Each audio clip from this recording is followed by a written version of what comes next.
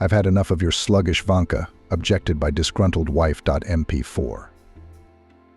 Caroline and Michael had known each other since high school. The young man was a few years older, so at that time he didn't consider her a young schoolgirl at all. Caroline, on the other hand, looked at him every time she saw him. Once she even dared to confess her feelings to him. Michael was very pleased by this act, but it did not cause any mutual feelings. He did not take Caroline's words seriously, as he thought it was just a childish crush. At that time, Caroline considered herself a very mature girl, who was in the 8th grade at that time. She believed that she and Michael had a small age difference, and somewhere in her heart she hoped that he would invite her to his graduation. However, time passed, and the young man still continued to remain silent. And then Caroline decided to come to his graduation on her own in the hope that when he saw her, his heart would immediately inflame with love. Then she packed like it was her prom night. She spent all her saved money on a new dress that would resemble a princess dress. A classmate had given her beautiful hair and makeup. Even though Caroline was in 8th grade, she already looked like a beautiful formed woman. Her breasts and hips were rounded and her waist was slim. When Caroline put on her dress and walked up to the mirror, she couldn't take her eyes off herself. The red silk floor-length dress with open shoulders sat perfectly on her figure. Brown curls fell over her shoulders and chest. Her friend paid special attention to Caroline's eyes. She decided to emphasize them with such a makeup technique as smoky eye. This look made Caroline feel a little more grown up. She no longer looked like a little girl. In front of the mirror stood a beautiful young woman. When it was time to go out, Caroline felt a little nervous, so she decided to take her friend Emma with her, who did her makeup and hair. The girls walked to school holding hands. Emma kept telling Caroline that she looked ravishing, and today she would get her Michael. At the school, the girls saw a huge number of people who had gathered to watch the graduation farewell number. The girls' classmates and parents were there. Caroline didn't care who was around her. Her eyes were constantly on the lookout for Michael. She wanted him to see her as soon as possible and give her a few compliments. When the girl realized that her lover was nowhere to be found, she decided to go around the school. She knew that high school students gathered around the corner to smoke. That's where she headed. As she neared the corner of the building, she saw Michael with his strong, masculine arms around some girl she didn't know. Could it be a sister? No, it can't be. Never would a brother hug his sister like that. And what does he see in her? Why doesn't he notice me at all? Who have I been trying for? Caroline thought. The girl didn't know what she should do. On the one hand, she really wanted to appear from around the corner, to come up to Michael, to congratulate him on graduation. But on the other hand, she realized that she wouldn't be welcome. The two of them had run away from everyone to cuddle here. So they didn't want to see anyone. Tears came to her eyes, and there was such a squeezing feeling in her chest that it was very hard to breathe. Caroline couldn't do anything about her emotions, so she picked up the hem of her dress in her hands and ran out of the schoolyard as fast as she could. At this time, Emma stood in the square and searched for her friend with her eyes. Emma, at some point, even started to feel worried because her friend had been gone for quite a long time. In the distance, she saw the silhouette of Caroline running as hard as she could. Fear lurked inside that something was wrong, and Emma ran after her. Caroline. "Wait," Emma shouted at the top of her voice. "Stop," I said. The girl grabbed Caroline's arm, turning around to face her. "What happened?" "Nothing. It's just business as usual," Emma said in a frustrated voice. "I don't understand why I thought Michael would ever pay attention to me." "What makes you think that?" "Maybe because you're a very pretty girl," Emma said. "Tell me what happened." "I was just looking for him. I remembered that he and the boys often went behind the school to smoke. When I got to the corner, I saw him hugging some girl. You know, it's just some other girl. Why her and not me? I'm always in front of him, trying to look pretty. I even confessed my feelings to him. He couldn't even take it seriously. Tell me, do I look like I'm joking?" "First of all, Caroline, there's nothing wrong with you. I never thought your feelings for Michael could be fake or a joke. If you didn't realize that, then you have to think about the fact that he's a fool. Well, only a fool would miss a girl like you. Secondly, I can only assume that Michael didn't take you seriously because we're 3 years younger. Maybe when we're 25 and he's 28, the difference won't be so obvious. I'm asking you not to feel bad, because there will be men in our lives that Michael can't even match. Don't you dare say that. You don't know him at all. Do you know what a kind, sweet, decent, funny, strong, manly man he is? I could go on and on about him forever. You can talk about him your whole life, but it won't change the fact that he's cuddling with some girl right now, Emma said, realizing that the words would hurt her friend. Caroline's face changed instantly, and tears came to her eyes again. She felt like Emma had betrayed her. If they were true friends, she wouldn't have done this and would have continued to support Caroline all the way until Michael was hers forever. But instead, her friend talks about how the young man is not worthy of her love. How can you say that about people you don't know at all? Caroline couldn't understand it at all. There was nothing to do, so the friends packed up and went home. On the way, they discussed plans for the evening. Emma didn't want to leave her friend alone with bad thoughts, so she offered to go home with her. Caroline accepted the offer. The girls entered the flat. Emma immediately went to the bathroom to wash off her holiday makeup and get rid of her hair, which reminded her of today's mishap. As soon as Caroline transformed from a beautiful girl to a young wench, she and Emma went straight to the cafe to really devour the ice cream. Despite this, it had been a lovely evening. Caroline was constantly dangling in the clouds and thinking about how she would go on without her lover, knowing that he was in love with some other girl. For about a fortnight, Caroline had been constantly thinking about Michael. It couldn't be said that she enjoyed suffering.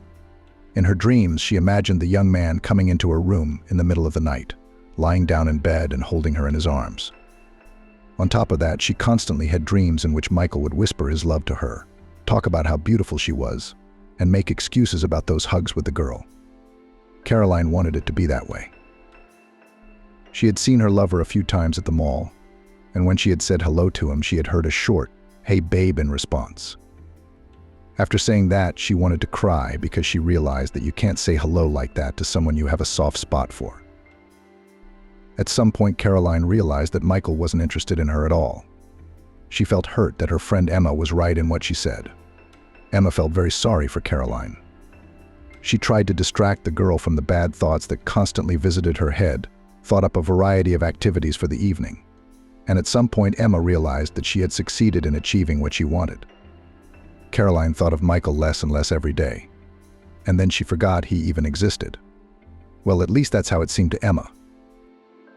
The next 3 school years flew by quickly and easily because Michael was no longer in school, and Caroline didn't see him. She went about her business and socialized with her peers. The girl was no longer dangling in the clouds. She had no time, as she had to prepare for exams.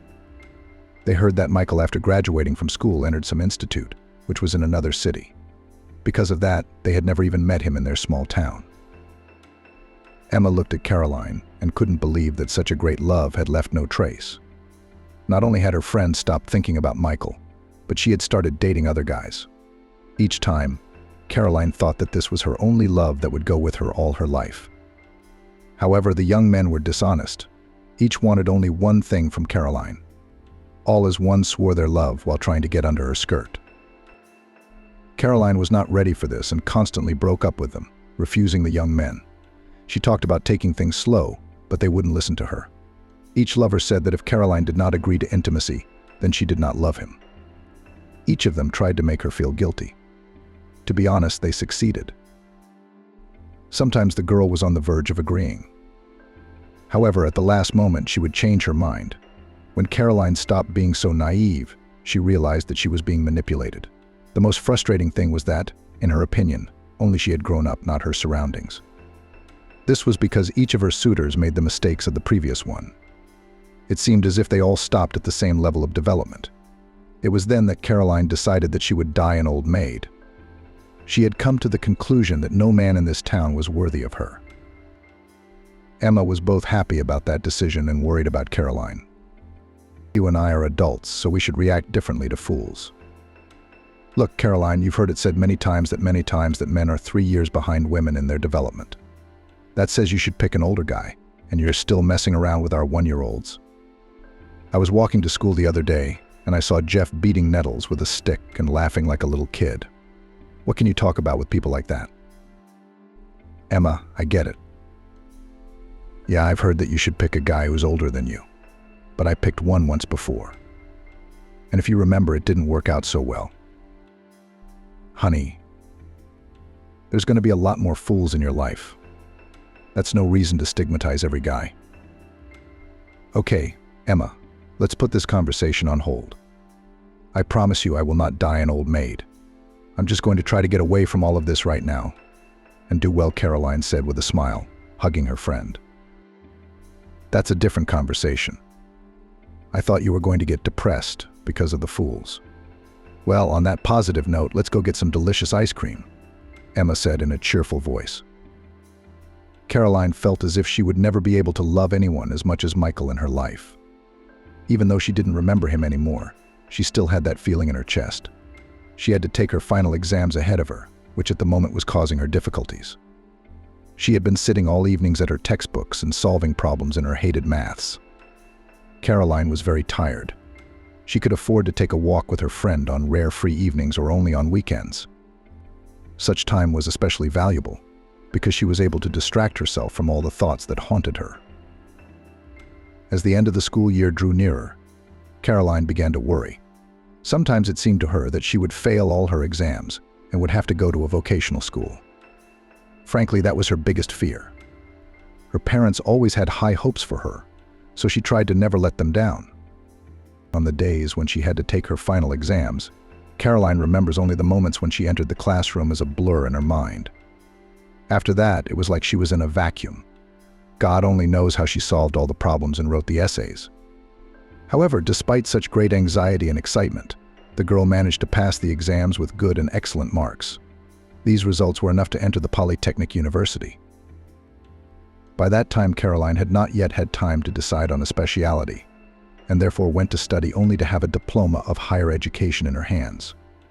She realized that in the future she would in any case receive additional education when she could decide on the profession she wanted to work in for the rest of her life. In her first year, Caroline was very sad that her only best friend Emma had left for the regional city. She was used to her friend always being around and being able to come over at any moment. However, now they only saw each other a few times a month when Emma came to her hometown for the weekend.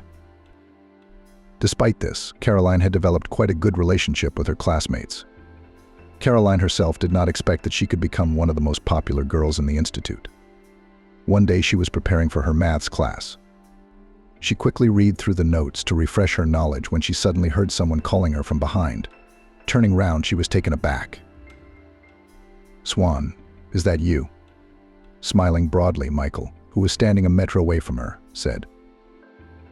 Caroline could not believe her eyes. In front of her stood a ghost from the past, which had completely discouraged the girl from believing in true and pure love. She felt both joy and anger at the same time. She was ready even now to throw herself on his neck, to kiss him and tell him how much she loved him all these years. And at the same time, she wanted to hit him for coming to ruin her life again. "Why don't you say something? Standing up like a stranger. Have you forgotten how you told me how much you loved me?" "That was a long time ago, and it wasn't true." "Hello, Michael. I heard you were studying in some other city. How did you end up at our institute?" Caroline asked with coldness in her voice. "I missed our town. I decided to transfer in my final year. It's the same specialty. The teaching here is no worse than in the region." "Well, to be honest," Michael said in a calm tone. The bell rang in the building, signaling the start of classes. Caroline started to get ready, but Michael grabbed her arm and asked her a question. "Maybe after school we could have coffee in the square across the street." Caroline was numb to the suggestion. She wanted to hit the young man to make him feel the way she did more than 3 years ago. She couldn't do that because somewhere in the back of her mind all these years she had dreamed of meeting him.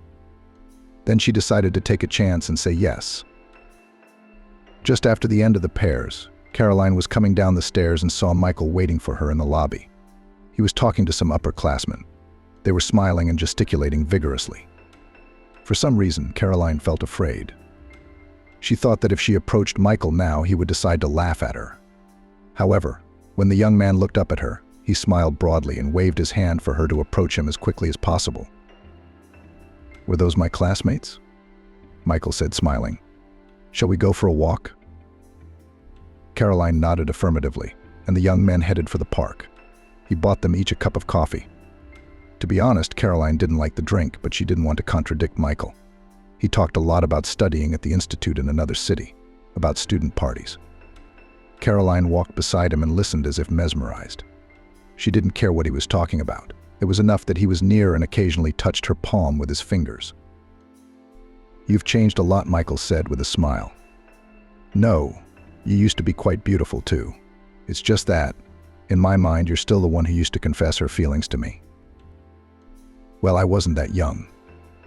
"I was 14, by the way," Caroline said. "Yes, Michael, those were bright feelings. My first love as a teenager, in fact, it was my last." "I mean, really? Are you telling me you haven't had a boyfriend in all these years? What do you take me for?" "Sure, I tried to date different young men, but at some point I realized I was doing something wrong. It was like they were all left living at the age they were when they were 7 or 8 years old. After a few weeks, I realized that this wasn't my option at all. So we broke up. In the 11th grade, I was completely desperate and just decided to devote all my time to studying and preparing for exams." "Why did all those guys annoy you so much?" "Every one of them was trying to get under my skirt. When I got rejected, they tried to accuse me of not being sincere in my feelings. In their opinion, if I liked them, I should have jumped into bed with them on the very first day, and I didn't like that, so I stopped talking to them and getting to know them." "So you mean to say that such a beautiful, glamorous girl has never had a boyfriend?" Michael asked, smiling broadly. He shook his head a little and corrected himself. "I'm sorry, that was a tactless question. All right, we're not 15 years old. Yeah, I've never been with anyone. To be honest, I don't regret it. I think it's better to wait a while and break your virginity with someone you really care about." "Did you already have someone in your life that you cared about?" Michael asked with an awkward smile. "Yes, but as they say, there was one and then there was one. Okay, let's change the subject. I feel a little awkward. I just don't even know why you're interested in this." "I'm interested because when I saw you, my heart sank. I had no idea a pretty girl like you had no one. But even so, I'm ready to make it up to you." "And how would you do that?" Caroline was puzzled and really didn't understand what Michael was talking about. Despite the fact that at the beginning of their conversation she felt free and uninhibited, now she was stiff. Her heart began to beat in a frantic rhythm. Her palms began to sweat. "Don't you have any idea? I was just wondering if I was the person you cared about. There's a reason you confessed your feelings to me. Maybe I was careless at the time, but I don't blame myself for that. You realize it was the age you were at, and in fact you looked very small to me. So I thought, why don't you and I start dating? See if it could work out. It's just, I haven't really had much of a personal life over the years. Honestly, I don't even know why. Most of the girls were easygoing and pretty stupid. Over the years I've realized that those are not the qualities I'm attracted to in the opposite sex. And you, as I recall, are a very intelligent and well-read girl." Caroline stood in a stupor and just couldn't believe her ears. After all these years, Michael had noticed her and asked her out. At the same time, he didn't talk about any of his impossibly big feelings. It was a shame that he assumed they could have been a good match. She wished he would be speechless at the sight of her. "Why are you looking at me like that?" Michael asked, smiling broadly. "Look, but we're adults. I promise I won't hit on you. Let's give it a try. What if we really do make it work? Now, I could ask myself the basic question of whether you like me. But I know it's going to stump you, and you won't be able to answer it because you don't think there's a right answer. If you answer in the negative, then you're lying to me. And if you answer in the affirmative, it could mean you're horny for me. Well, right?" Michael was right about everything. In fact, if he had asked that question, Caroline wouldn't have been able to answer it. Two opposing feelings were battling inside her. On the one hand, it was the all-encompassing love that had made her refuse to meet and date men all these years. And on the other hand, it was the resentment of the same girl who in the 8th grade saw her lover in the arms of another. In addition, Caroline noticed that the young man's conceit was quite overstated. It made her want to put him down a little, but she loved him so much that she agreed to his proposal. And it had really worked out. Michael and Caroline started seeing each other every day. They walked in parks, went to cafes, to cinemas. The girl felt really happy and thanked God that he brought them together again. Caroline was a rather mature, pragmatic girl, so she did not put big bets on this relationship. It seemed to her that they wouldn't last more than a few months. She had prepared herself in advance for a negative outcome, but despite all this, she enjoyed the time they spent together. Caroline's assumptions were not confirmed. No one realized what Michael and Caroline could possibly have in common. But despite this, they loved and enjoyed each other against all odds.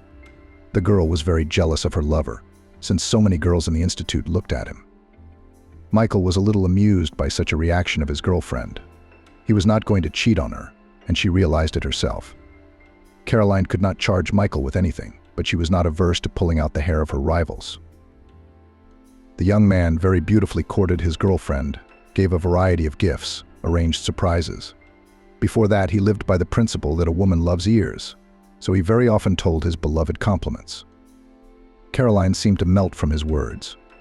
To tell the truth, she was ready to give herself to him from the very first day of their relationship. However, the first intimacy happened 6 months later. It was the most unforgettable night for Caroline. Michael turned out to be a very tender and sensual lover. To a large extent, he cared not about his own pleasure, but about the pleasure of his partner. Then Caroline thought that such a night would never happen again. However, she was wrong. Michael loved her just as much, and sometimes even hotter than the first time. More than anything, Caroline wanted to tell someone about it, but she regretted that all this time she had never been able to make any real friends. Emma still continued to be her only support and encouragement. Although she lived in another city, the girl had to live alone with her feelings and emotions, although she wanted to shout to the whole world about her happiness and love. After graduation, Michael went to work in a famous office programmer. At the start, he received a little, but every year his income became more and more. When he already realized that he could provide not only for himself, but also for his family, he proposed to Caroline to move in together. The girl immediately agreed. Although inside her lurked fear, she was afraid to a greater extent. She was not afraid of a common life, and that the joint life will make her miss her studies. Michael was very persuasive and promised that he would help her with all the household chores. He kept his promise. After work, he came home and did not scold his wife if the food was not ready, was always ready to help to wash dishes, take out the rubbish, sweep up. On the one hand, it seems that these are so simple tasks that take up little time, but however, sometimes Caroline had neither time nor energy for them. During the last days of her studies, Caroline spent more and more time in the library. She had a thesis to write, but the atmosphere at home made it hard for her to concentrate. Sometimes she forgot about the time and only came to her senses when the staff told her that the library would be closing soon. Then she would run out of the building and find Michael standing there waiting for her. "When I got home from work and realized you weren't here yet, I came straight here," he said with a smile. "Somehow I guessed you were here. Please forgive me. I got so caught up in my thesis that I lost track of time," Caroline said with a guilty look. "Baby, you have nothing to apologize for. I've been through this phase before, and I know how important it is to write a good thesis," Michael replied. "I give you complete freedom. Use as much time as you need. This period won't last forever. We'll manage." Michael spoke softly in his beloved's ear, hugging her tightly. The day of the thesis defense was approaching inexorably fast. Caroline's nerves were failing and she began to take sedatives. However, each day they helped less and less. When the day came to hand in the diploma, she was completely disintegrated. From early morning, Michael tried to cheer her up and promised that in the evening of the same day she would have a big surprise. "You won't pass, sweetheart. You can't fail. You wrote this paper yourself and you'll have no trouble answering all the extra questions. Just believe in yourself. Imagine all the hard work you've done. You can't just give up. What's more, you said yourself that you don't care about the grade you get. So why do you care? You can't get out with a certificate. That can only happen if you keep your mouth shut and don't say a word. Come on, wake up, I've got to go to work. I was going to ask you to leave for today, but I decided that I won't distract you from your diploma. So I just want you to call me when it's over." "Okay, of course, you're my nearest and dearest. I love you. Have a good day, honey," Caroline said with tenderness in her voice and hugged her beloved. When Caroline came to the institute, she was horrified to find out that she would be the first to defend her thesis. After this information, her stomach immediately cramped and nausea set in. How to calm her anxiety, she had no idea. She had already taken 2 pills of sedatives up to this point. She was afraid to increase the dosage, as she might overdose. The girl could swear on everything she had, but she absolutely did not remember the moment when she defended her diploma. Everything was like a blur. The members of the examination committee asked Caroline a few additional questions, which she successfully answered. Now she had to wait for all her classmates to speak and find out her grade. Even though she didn't remember her performance at all, her excitement was gone. She didn't worry about anything anymore. She was only interested in what surprise Michael would give her this evening. About 2 hours later, Caroline learned that she had received an excellent grade for her thesis defense. She was overjoyed. She immediately dialed her lover and shared this wonderful news. "You see, baby, I told you everything would be fine. I'm so happy for you. I'm so happy for you. Do you realize you're about to start a new phase of your life? It's going to be a real adult life. I was worried about you." "Let's make an appointment," Michael said. After that, he told Caroline that he would wait for her right after his work in one of the shopping centers. The girl assumed that this way they would celebrate her graduation from university. Perhaps they would go shopping, or maybe they would go to some restaurant. And Caroline did not know how to dress properly, so she chose something more solemn. Finished with her makeup, she immediately hailed a taxi to go to the meeting place. As she pulled up, Caroline noticed Michael standing at the entrance with a bouquet of flowers. They were her favorite daisies. The girl adored the wildflowers, their fragrance that filled the whole room, and how long they stood in the vase. The young man gave his beloved a bouquet, hugged and kissed her tenderly. "You look just amazing. How did you know that I would invite you to the restaurant?" Michael asked. "Are we going to a restaurant?" Caroline asked with feigned surprise. "Of course I couldn't leave my favorite girl without a party. It's your day, and it's all about you," Michael replied. The young people headed to the shopping center and went to one of the best restaurants in the city. It was located on the top floor. The distinctive feature was the panoramic roof. It was especially beautiful here at dark, with stars peering out and winking from every direction. Caroline especially liked the fact that the restaurant had a lot of live plants, while most of the competitors used only artificial ones. It gave a special cozy atmosphere. After a delicious dinner, Michael asked the waiter to bring dessert. Caroline objected, talking about the fact that not a single gram of food would fit into her anymore. However, the young man was very persistent. The girl gave in and ordered her favorite tiramisu. When the waiter brought their order, Caroline told Michael about something carefree and did not notice anything around her. As soon as she remembered the dessert, she immediately picked up the spoon to break off a piece and put it in her mouth. However, her hand froze a few centimeters away from the plate. In the center of the dessert, in a turret of whipped cream, was a beautiful ring with a large stone. Michael wanted to wait for any reaction from her, however, she was afraid to even move.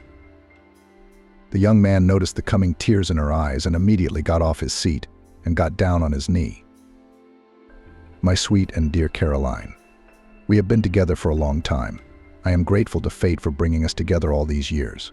My only regret is that back then, when you were 14 years old, I didn't believe your words when you spoke of your feelings for me. I am so sorry that we lost so many years. I'll be honest, I was purposely waiting for that moment when you graduated from the institute. Now I want to ask you one thing. Will you marry me?" "Yes, yes, of course, yes," exclaimed Caroline to the whole restaurant and jumped up to hug her husband. All around, all the customers applauded, began whistling, congratulating the young couple. "You are the man of my life. I fell in love with you as a little girl and I continue to love you. Only my love grows stronger every day. I love you, my good man," replied Caroline. "You see how it turned out. A few years ago you didn't want to start dating me. I remember. Somehow you doubted that our relationship would last. Somehow I was already convinced that we'd be together forever." It was the second happiest day of Caroline's life. We decided not to postpone the wedding, and the next day we went to the registry office and filed an application. The date of marriage registration was set in a month. This suited the young people, as they did not want a lavish celebration. To Caroline's surprise, even after the wedding, their relationship had not changed at all. They were still as close and loved each other. The newlyweds always indulged in love at the first opportunity. When Caroline told her friend Emma about it, she expected her friend to be happy for them. However, Emma always asked some uncomfortable questions and demanded answers. How can you talk so excitedly about sex with your husband when you haven't tried it with anyone else? Tell me, don't you just feel bad that you married your first man? I, for one, could never do that. You should have found another man after he proposed to you. You have to compare the two, you know. Caroline was very hurt by such words. She didn't understand her friend's consumerist attitude towards men. The girl was completely satisfied with their intimate life with her husband. How can you have sex with someone else if you love and want only one, she thought. What pleased her most was the fact that Michael always proved to be unresponsive. He was only too happy to be in bed with his favorite woman. So Michael and Caroline lived for 3 years. And after that, in the life of a young man, there was a tragedy that changed his life completely. One of the days on his phone received a call. When Michael answered it, his face immediately contorted with a grimace of grief. Caroline stared at him without taking her eyes off him. At that moment, she still didn't understand what had happened and couldn't help him properly. The young man continued to hold the phone to his ear, and tears welled up in his eyes at that moment. His jaw was clenched, and it showed that he was trying his best to fight all his emotions. If Caroline hadn't been there, he probably would have slumped to the floor like a 5-year-old, but he wasn't used to showing weakness, especially in front of the woman he loved, and he couldn't fight his emotions. "Michael, what's wrong? Who called you? Are you nervous?" Caroline asked. She had no idea what could cause her husband such emotions. The hospital called. Grandma's dead. The phone fell out of Michael's hands and shattered. When he said out loud what he had heard, he couldn't contain his emotions, and he cried. Caroline didn't know much about Michael's relatives, but she had heard about his grandmother. That woman had replaced both his parents and his friends. While still in school, they often saw each other. However, after entering the institute, meetings became much less frequent. But despite this, Michael called his beloved grandmother every 2 days, asking how she was doing, whether she needed any help. Just a few months ago, he went to her to help with the city, since she at her age was no longer coping. The girl was indignant that such a misfortune had befallen a loved one of her favorite man. Recently, the grandmother did not complain about her health, only saying that it was already much harder for her to carry buckets and dig beds. No one paid much attention to that, because at her age it was already a good thing that she was getting around on her own. Caroline wanted to ask Michael as many questions as she could to understand fully what had happened. However, she couldn't find the right words. She waited patiently for her husband to come to his senses so that he could tell her everything himself. The hospital called. My grandmother had been hit by a lorry, Michael began to say after he had calmed down. They tried to save her, but they couldn't. It turned out that the only shop in their village had closed, and she had gone to a neighboring one to buy groceries. As she was crossing the motorway, she didn't see the moving lorry. "God, I'm in so much pain. I don't understand how all this could have happened," Michael said as he relived the tragedy. She lived to her years. She felt normal. Yes, she got weaker, but that's normal for her age. How could one, such a ridiculous accident, take the life of a beautiful person? "I'm alone now." "What are you talking about? Why are you alone?" Caroline tried to reassure her beloved husband. "At least you have me, and at most you have your beloved. You've got your friends, your parents." "Yeah, I've got you, I guess, and all my friends one day and gone the next. My parents never needed me. They gave me to my grandmother from the day I was born. She was the only person on this planet whom I loved with all my heart and soul, and was grateful for everything she did for me. I don't know how to move on." Pain settled in Caroline's soul. The feeling was brought on by Michael's words. She was hurt because he was talking about how Grandma was the only person he loved and was grateful to. Didn't she deserve the same words for herself? Caroline silently tried to reassure her spouse as she inwardly nurtured all these questions that were popping up in her head. She had done a lot for them too. She too had tried and loved him with all her heart and soul over the years. The girl realized that this jealousy was unfounded. One should never be jealous of one's loved one's relatives, much less the dead. She hoped that Michael would need at most a few weeks to come to his senses and return to his former state. She tried not to bring up topics that would make her spouse feel heartache again. Michael tried to keep his cool, too. He didn't want to show his wife the weakness that overcame him. Every day he tried to put on a smile and make himself look carefree. And perhaps he was even succeeding. However, inside he was burning resentment at this imperfect world. To others, their couple had not changed in any way.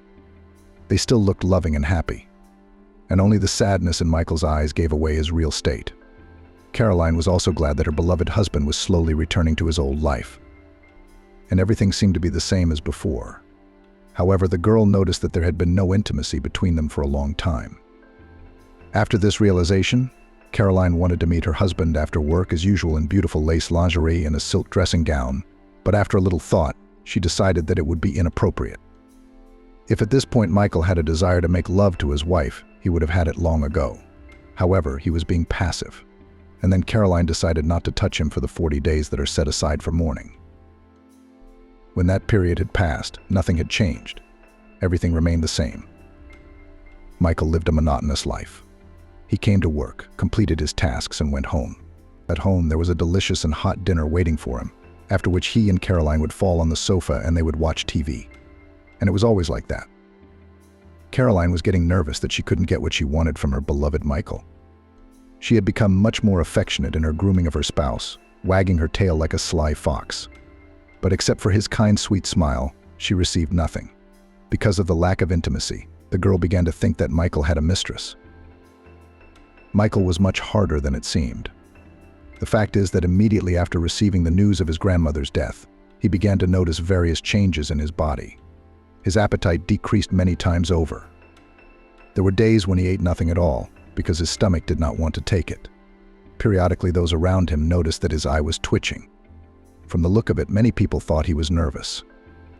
Although he was in a calm state, his hands would also shake periodically, as in Parkinson's disease. But there was another problem that bothered Michael the most. It was that he had stopped wanting his wife.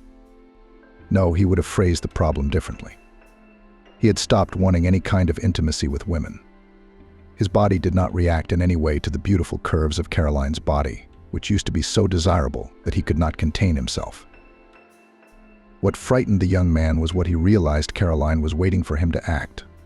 One had to be a fool not to realize that the girl did not undertake any manipulation, just because of the fact that there was grief in the family of her beloved. She waited as long as she needed to. And all the while, Michael hoped that his body would start working again like it used to. However, the days passed inexorably fast, but nothing changed. The young man realized that Caroline's patience was not infinite. Sooner or later, she would have the conversation he wanted to avoid. That's when Michael got the idea to see a doctor. He didn't like going to the doctor, even when he was really sick. Right now, he didn't feel at all like telling a stranger about his problems, even though he might be able to help. It was too intimate for Michael, but he couldn't find any other way out. When Michael entered the doctor's office, he began to absent-mindedly shuffle from foot to foot. The doctor was used to this reaction of men, so he calmly invited him to sit down. "You understand, if you keep quiet, I won't be able to help you," the doctor spoke after several minutes of Michael's silence. He understood how difficult it was for all these men to talk about problems. However, the appointment was on time and the queue could not be delayed. Michael took a deep breath, closed his eyes, and blurted it out. He realized that his lack of desire was entirely due to the stress he had received. That's why he immediately spoke about the situation. As he talked, he sat with his eyes closed the whole time, ashamed to open them and look at the doctor. "Michael, listen to what I can tell you," the doctor began to speak after he had gathered the history. "I don't think you need to worry about your situation, as this reaction of the body to stress is considered quite normal. You know, I used to think so too, but it's been quite some time now. The functions haven't all returned. If this had happened a week ago, I wouldn't be sitting here today. I think the problem is more serious than you're describing." Michael began to object to the doctor's words. No, I assure you, you don't have to worry about anything.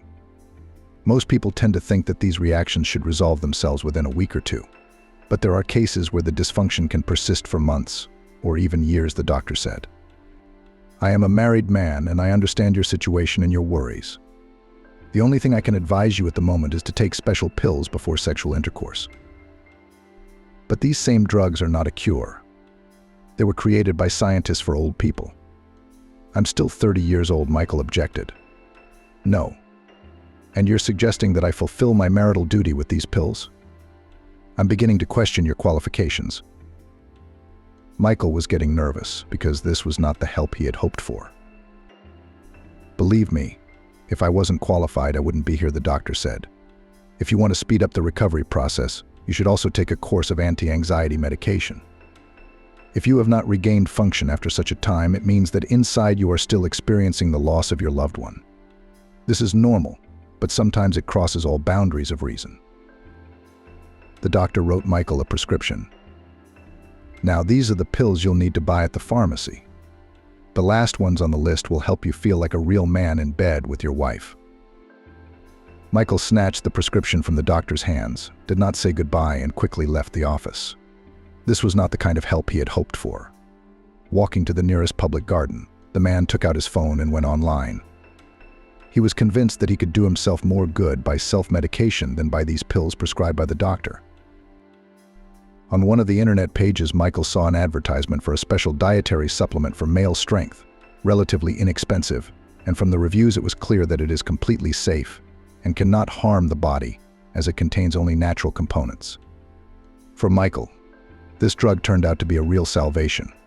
He was sure that after it immediately all functions would be restored. Therefore, he immediately placed an order. Now it was only necessary to wait. Managers warned Michael that the dietary supplement would be delivered within a week. The man did not think that the delivery would take so long, so he began to worry. All this time, Caroline had been hanging around him like a fox. He didn't know how to get away from her. Michael came up with various excuses, in the truthfulness of which sometimes he himself did not believe. His nerves were on edge, and at that moment Michael decided to use his doctor's prescription to buy anti-anxiety medication. He did this furtively from his wife, so that she did not think that he had any problems, as the young man constantly pretended that his life was fine. He had completely forgotten about this tragedy, which happened less than 2 months ago. The effect of the pills that were prescribed by the doctor did not take long. Already that evening, Michael felt much calmer. The worries caught up with him at the moment when Caroline flirted with him. Sometimes he wanted to sit in front of his wife and tell her everything. Would she understand? Wouldn't she turn away?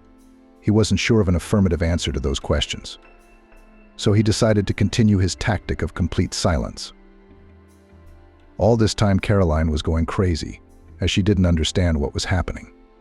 Sometimes her worries grew to such an extent that she began to follow her husband, that he was late at work, and that's why the girl had thoughts that he was cheating on her. But however, after several checks, she still came to the conclusion that he is completely loyal and faithful to her. But that did not explain that he had lost interest in his woman. She promised herself to find some explanation that would satisfy her interest and worries. The girl didn't like playing detective, but periodically she still continued to pick up Michael's phone to look at his correspondences. She supposed that the mistress didn't necessarily have to be from his work. Perhaps a woman from another city altogether. Each time the phone ended up in her hands, she found nothing. When Michael entered the room at those moments, Caroline felt very embarrassed.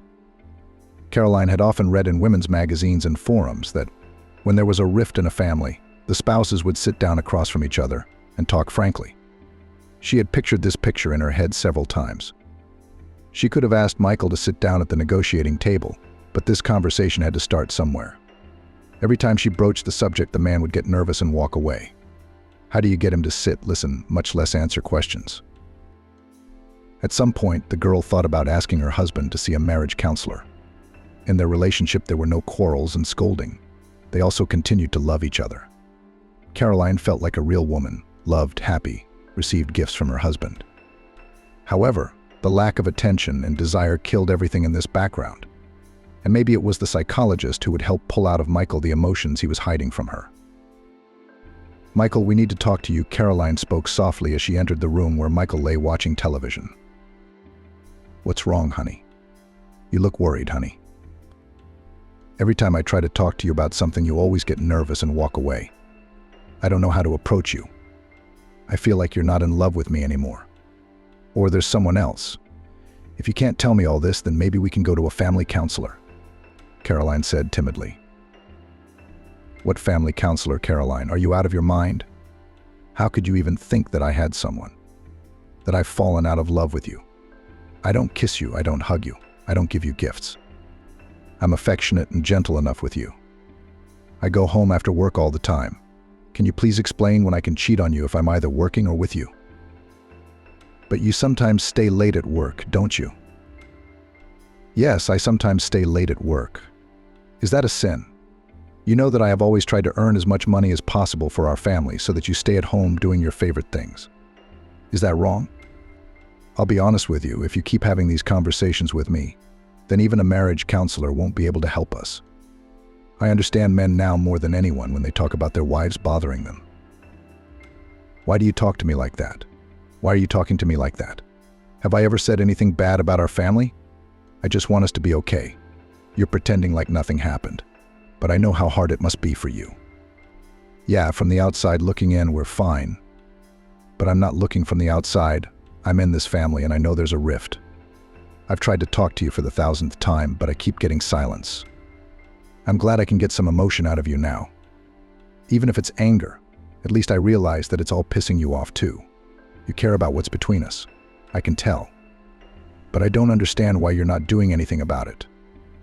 If it's really as you say and you don't have anyone on the side, I don't want to talk to you like this.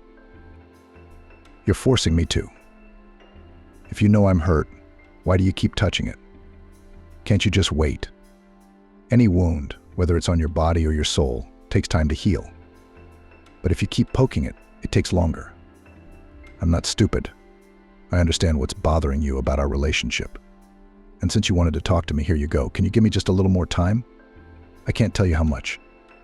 I realize that time is the most precious thing in our lives. But if you're not willing to give it to me, then we should break up. So you're telling me to get a divorce. So all that love you've been saying is a lie. God, how stupid I was to believe you. When I confessed my feelings to you when I was 14, I should have realized what kind of man you are. Jesus, what are you talking about? I'm only asking for a little time, Michael replied. Everything I've told you is true, but right now there's a chasm between us. Do you refuse to hear me? Michael asked, losing his temper. How many times are you going to remind me that I didn't take a little girl's words seriously back then? Caroline looked at him with her blue eyes. Tears streamed down her cheeks, blurring her mascara and eyeliner. A lump stood in her throat, preventing her from saying a word. She realized she'd gotten what she wanted. The conversation had happened, and she'd heard the words she'd dreamed of hearing. She was glad, however, that she had brought out his true emotions. His words were so sharp that they pierced her heart. Finding no more strength, Caroline turned around and ran out of the flat. Once outside, she didn't know where to go. Usually when she felt sick, she ran to Michael's house. Ignoring the people around her and her appearance, around the corner she saw the beautiful golden domes of a newly built church and was pulled there by an invisible force. Caroline had never been to church before and didn't know what to do, where to go, or where to put candles. But she headed there anyway. She had seen people baptized 3 times at the entrance to the church and decided to do the same. As she crossed the threshold, a woman stopped her. Honey, you can't do that. You have to cover your head. But I don't have anything. I didn't mean to come. I just felt the urge, Caroline said, barely audible. The woman nodded as if she understood. She knew how an unknown force led people to church to ask for help or to thank God. The woman went behind a small counter, pulled a headscarf from there, and held it out to Caroline. The girl tied it on her head and approached the icon. Lord, please help me to make things right with our family again. I love him more than life and I don't know how to live without him. Help him to heal his wounds. It's too hard for him and he can't do it on his own. I'd like to offer him my help, but I don't know how. He might refuse. Today was the first time we fought in years. I never thought it would be over something so petty. Although, to be honest, it's hardly nothing. There's just so much going on. I don't think we can do it without you. Please help me. I want to be happy and loved again. After standing for a moment, Caroline headed for the exit.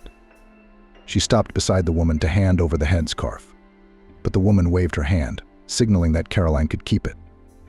She was grateful for the help, so she took out some cash and dropped it into the special donation box at the church. Caroline still didn't know where she should go, so she decided to head wherever her eyes took her. At this time, Michael was going crazy and wasn't himself for allowing the argument to happen. Yes, he and Caroline had been difficult at times, but they had always found a way out. and now she'd run away. He had no idea where to look for her because she'd left her phone at home. Michael thought the best option was to stay home. If he went outside to look for her, they might go in different directions and get lost. At that moment, Michael's phone rang with a courier who had brought him a parcel of supplements. If he had received this parcel at another time, he would have been happy. But now he didn't care about this drug, because he had a more serious problem in front of him fixing his relationship with his wife. Michael left the small box in the hallway and went into the living room. Meanwhile, Caroline continued walking down the street. Her lack of outerwear had left her so cold that her fingers and toes were numb. She had no choice but to return home. Most of all, the girl hoped that Michael had come to his senses and would not be hysterical anymore. For the sake of their peace of mind, she was ready not to start such conversations, but just to wait. When she reached the front door of the flat, Caroline stopped and exhaled. She looked up as if to God. "Please let her calm down," she whispered under her breath. As she entered the hallway, Michael's hurried footsteps were heard. Seeing his wife on the threshold, the man exhaled with relief, rushed to her and hugged her tightly. His worries were so strong that he could not let her out of his embrace. They stood like that for several minutes without saying a word. "Caroline, honey, I'm so sorry, please. I don't know what came over me. I know, but I couldn't control my emotions. I'm going through the same thing you are. I'd really like things to get better. But I went to the doctor, and he said it takes time." I apologize too, Michael. I realize that sometimes I overreact. I've tried to talk to you so many times. It's hard for me to process all of this inside of me. You said you went to the doctor. Why didn't you tell me anything? Well, maybe because I was ashamed. You didn't think about it. I'm a young man, and I can't do it. Who would brag about that? The doctor said we just have to wait. Caroline and Michael sat on the couch discussing a serious problem. "Isn't there any other option?" she asked Michael. In his opinion, the only solution was to wait, and if necessary, to take pills that had an immediate effect. "Have you taken these pills before? Maybe we could try them?" Caroline asked with hope in her voice. No, Caroline. Those pills won't have any effect.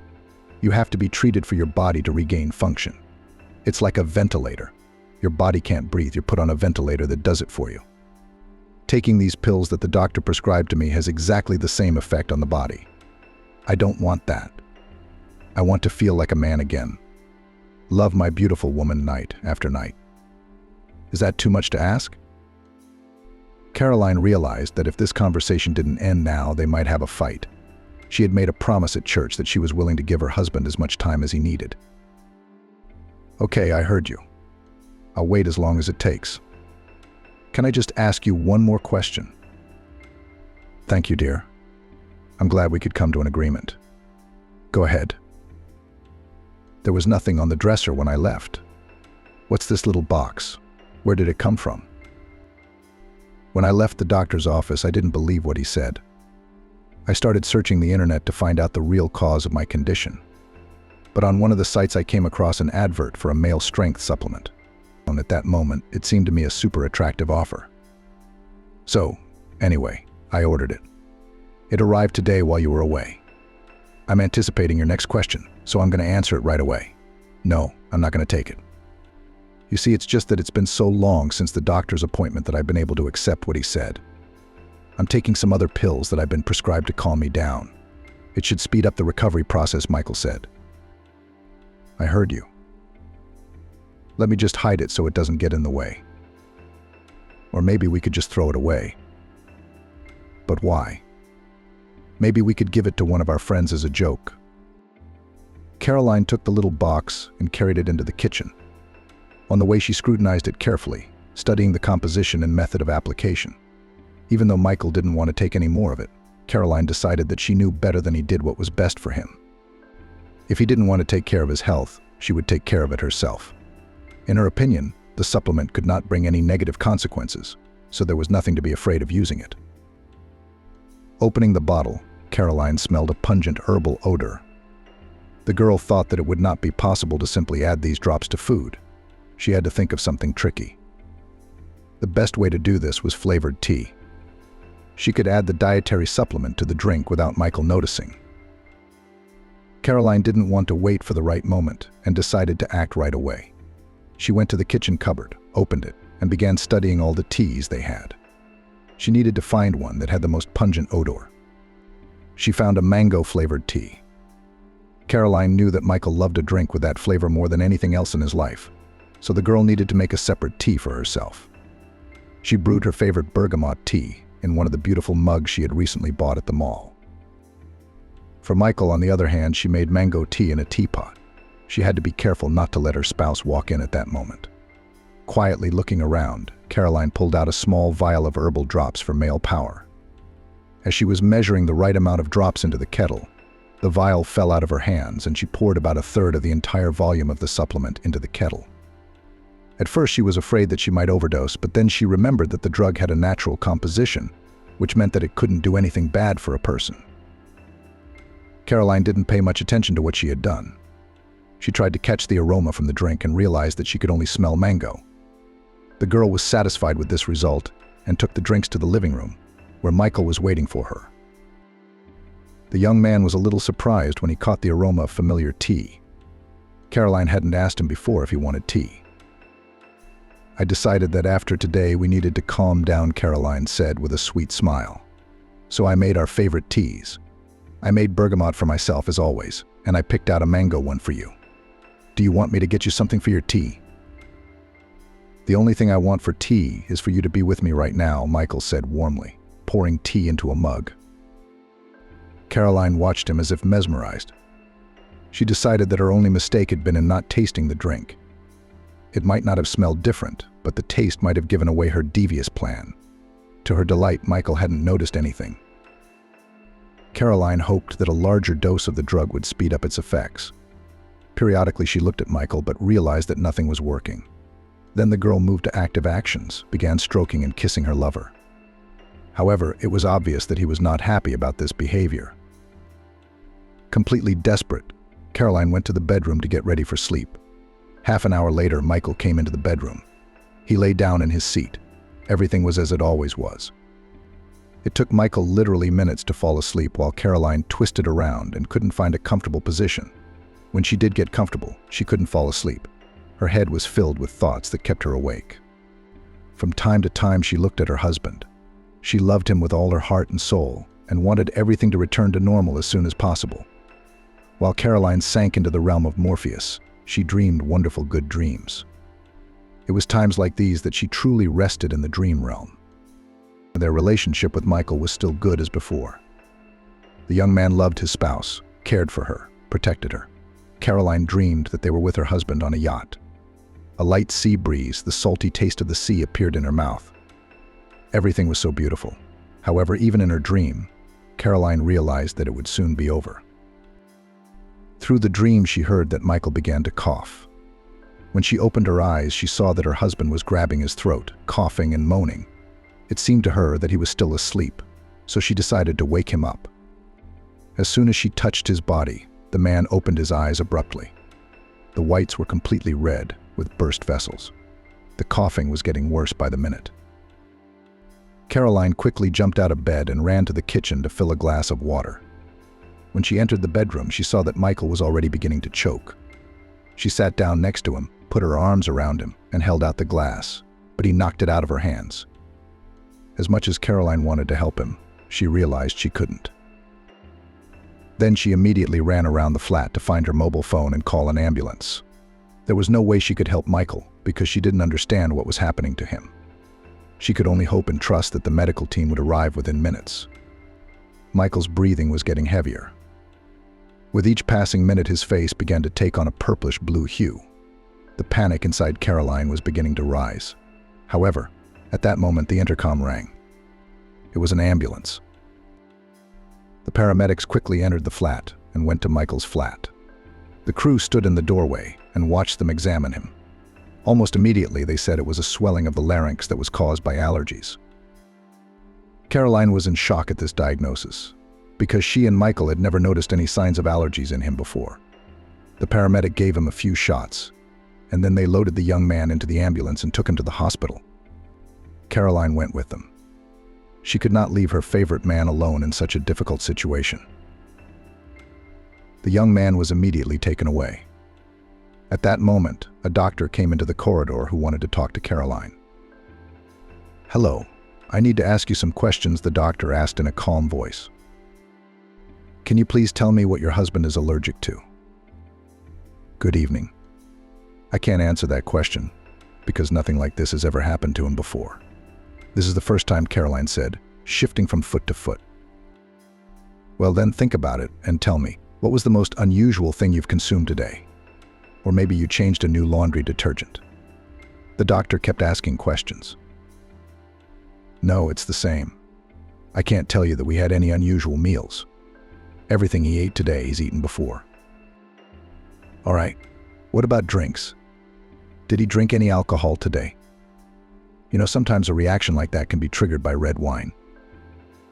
"No, nothing like that. I would have told you about it." "Doctor, can you please tell me if he's feeling better?" Caroline asked. "I can't answer that question with certainty yet," replied the doctor. "The thing is that you called the ambulance late enough, so your husband is now in a serious condition. They are giving him hot shots in the treatment room. They're supposed to make him feel much better. If the swelling doesn't go down, then we'll try inhalation. But I've heard many times that inhalation is not to be used because it's addictive," Caroline objected. "So you're suggesting I don't use it and wait for your husband to die? Why die right away? You said he should feel better after the injections." Caroline didn't calm down. "If the swelling doesn't go down, then maybe we should give him more shots."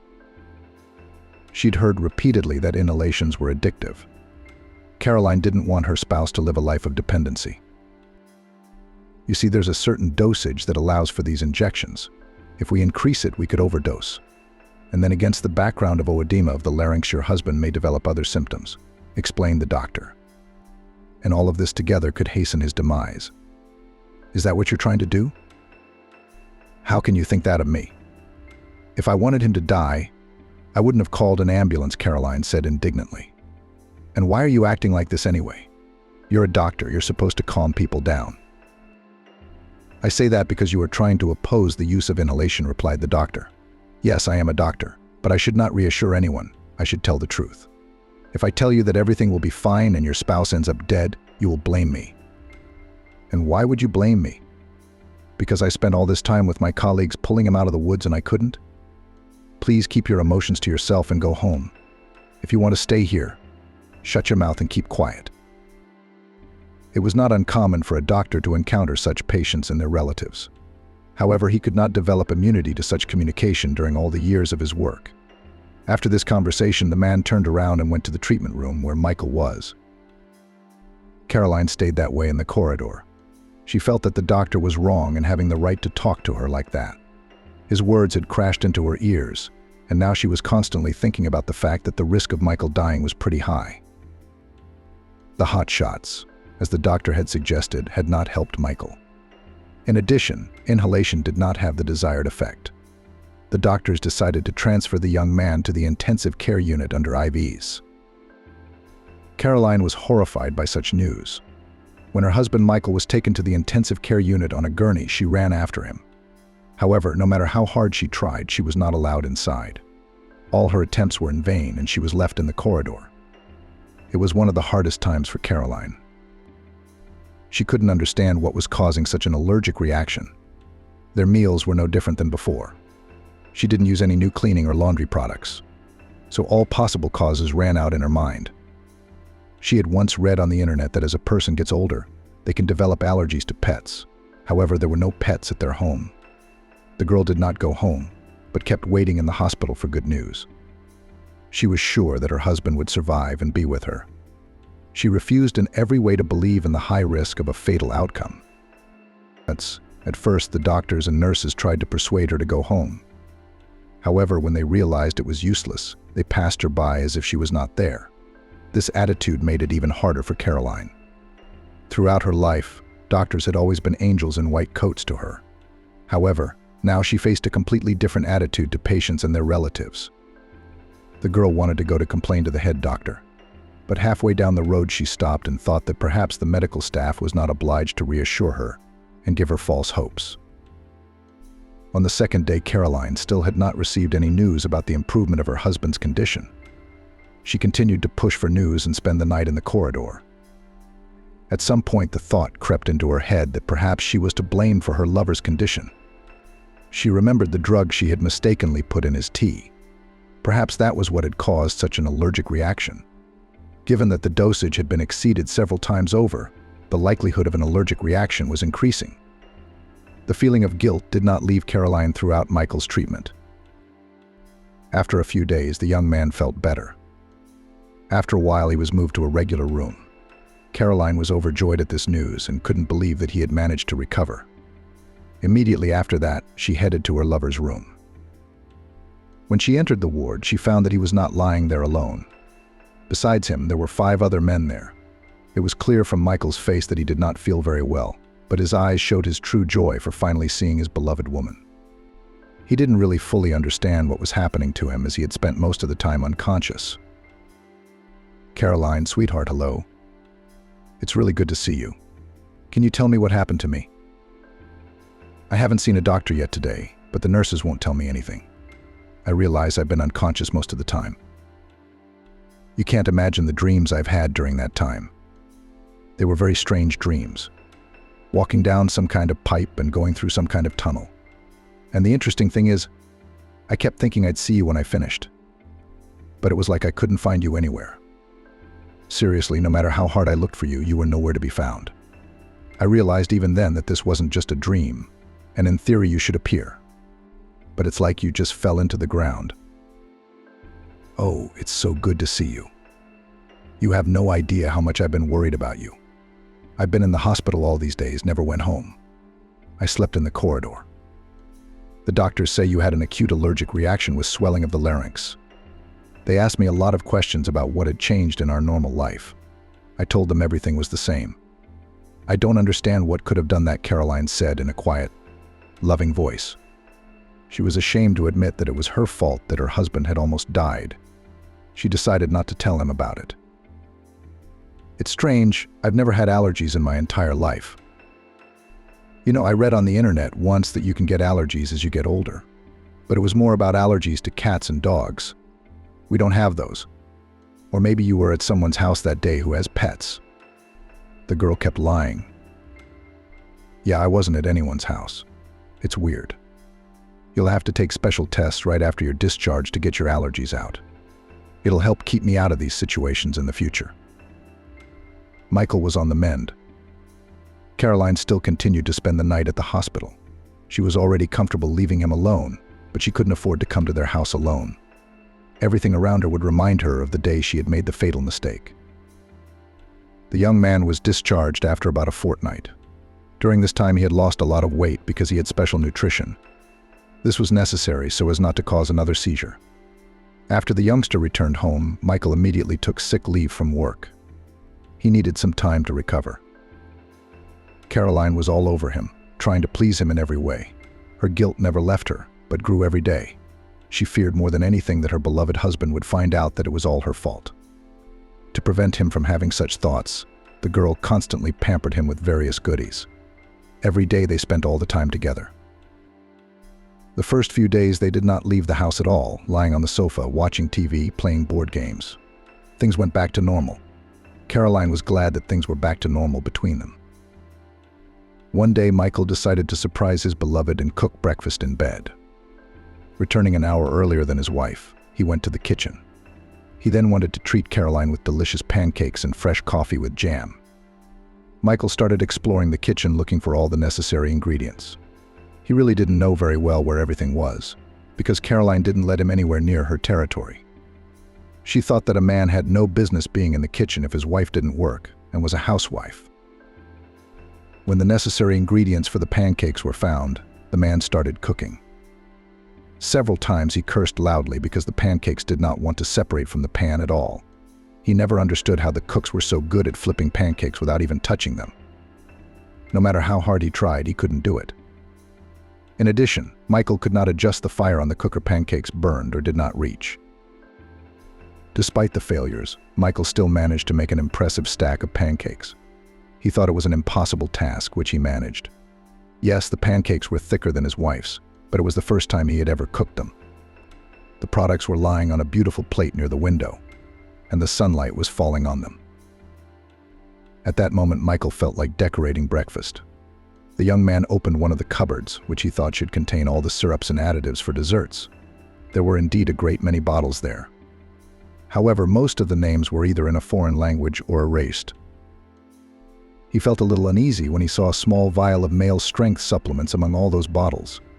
He was somehow sure earlier that Caroline had thrown it away because he had asked for it. But despite that, the vial was still standing.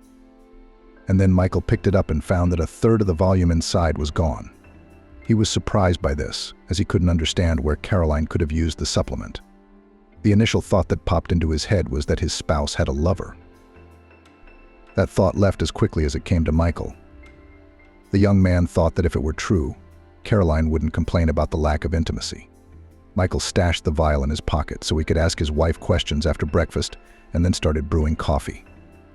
When everything was ready, he loaded the pancakes and 2 cups of coffee onto a special tray and carried them into the bedroom. When he opened the door, he found Caroline still asleep. He thought about the fact that the girl must have been very tired during all those weeks living in the hospital. She, unlike the patients, was not provided with a separate bed and had to sleep either sitting up or curled up on the narrow benches. It was obvious from her face that she was enjoying her sleep. Michael noted how beautiful she was, so much so that he didn't want to wake her. Despite this, however, the young man walked over to the bed, placed the tray on the bedside table, and leaned over to his beloved. Hugging her tightly, he began to whisper affectionate words in her ear. It wasn't clear whether Caroline was awake or not. However, the corners of her lips lifted up slightly, creating a beautiful smile. When Caroline woke up, opening her eyes, she saw her husband, her lips stretched in a wide smile. She moved slightly so Michael could lie down next to her. The young man could not resist such an offer, so he immediately gave in to the entreaties. The girl enclosed her lover in an embrace and reached for him with her plump lips. The man did not leave Caroline without a morning portion of caresses and began to reciprocate. At some point, Michael realized that Caroline wanted more from him. However, he wasn't ready for that yet. It was at that moment that he decided to stop her and tell her what he had made for breakfast. "I made the pancakes myself," Michael said. "I can't believe it. In all these years, you've never made me anything. How did you do that?" Caroline asked excitedly. "Well, of course I've never cooked before. You never let me go anywhere. Remember, I've tried to make us dinner or lunch many times, and you've always said I'll do it myself, and I've loved cooking since I was a kid. But for some reason, you clung to that kitchen and you weren't ready to give it to someone else. To be honest, sometimes it was so frustrating that it seemed to me that I was not your favorite person at all, but some stranger." "Why do you say that? On the contrary, I always wanted to take care of you. You'd come home from work tired, you had a lot of big orders, after which I realized that you didn't want to do anything. And you'd rush into the kitchen to make dinner. How could I let that happen? I'm a housewife, so I have to do everything myself. It's precisely because cooking calms me down. I'm chopping something up, slow cooking on the cooker. With each clatter of the knife against the board, it's as if the anger is released and the fatigue goes away. I didn't understand what you wanted, what was best. I tried to tell you that it wasn't hard for me, but you wouldn't hear me. For some reason you got it into your head that I was tired, and therefore I should lie on the sofa." For a few more minutes, the young people argued among themselves about who should cook. Despite the fact that Caroline was completely against Michael going near her kitchen, she did tell him that she would give him her space a few times a month to make them happy with a delicious meal. After that, the young ones proceeded to breakfast. When Caroline put the pancake her husband had prepared into her mouth, she melted with pleasure. It was so soft and buttery that she didn't need to chew it at all. It melted in her mouth. When she decided to drink it with coffee, she mixed up the mugs. She never drank hot drinks with sugar, because she thought that sweeteners spoilt the flavor of the drink. So when she took a sip from Michael's mug, she immediately blinked as if she had eaten a slice of lemon. At that moment, Michael laughed. It seemed to Caroline that this was one of the best days of her life.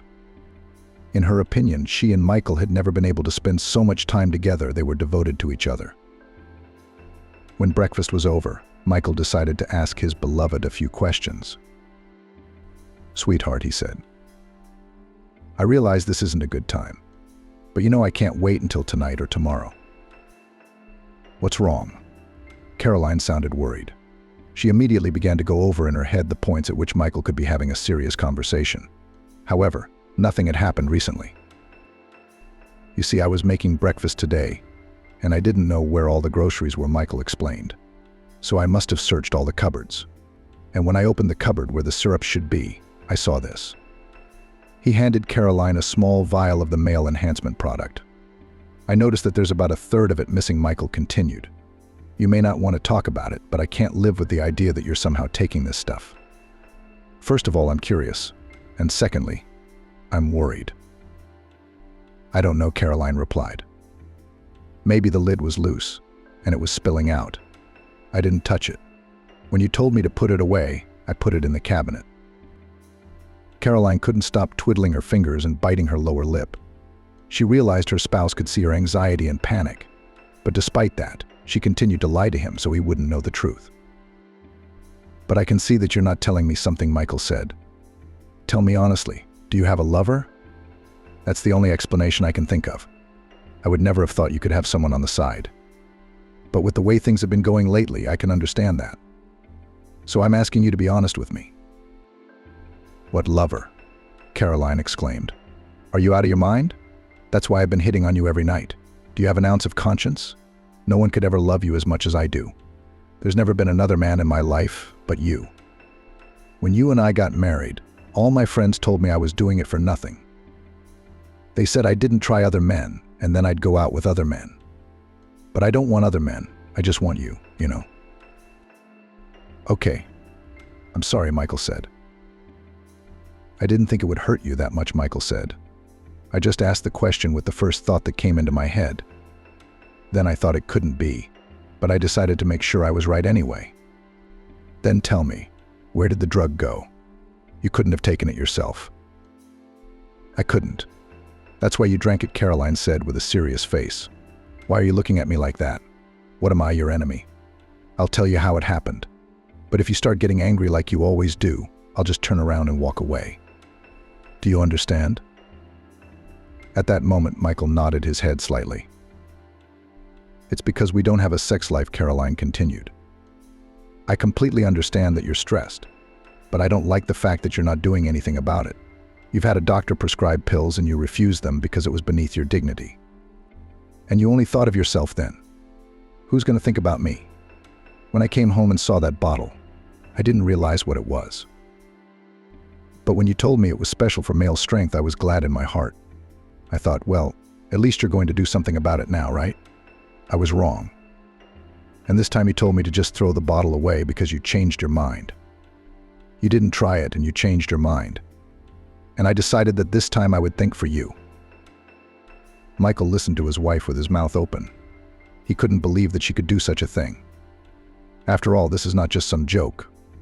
Although the drug is safe, it still has contraindications. How can you put someone on medication without consulting a doctor? And I thought I decided that you should take the drug, Caroline said.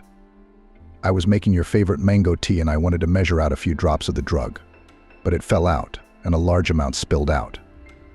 I was hesitating whether to carry it or not. Then I looked at the packaging, read that it was all natural, and decided that it wouldn't do any harm. And yes, Michael, it's my fault you spent a lot of time in intensive care. I'm the reason you got allergies. Tears began to pool in Caroline's eyes and she began to sob. I wanted what was best for you. You know, I'm tired. Okay, we don't have intimacy, but you don't even hug me or kiss me. It's so rare. It always makes me want to cry. I didn't think it would be like this.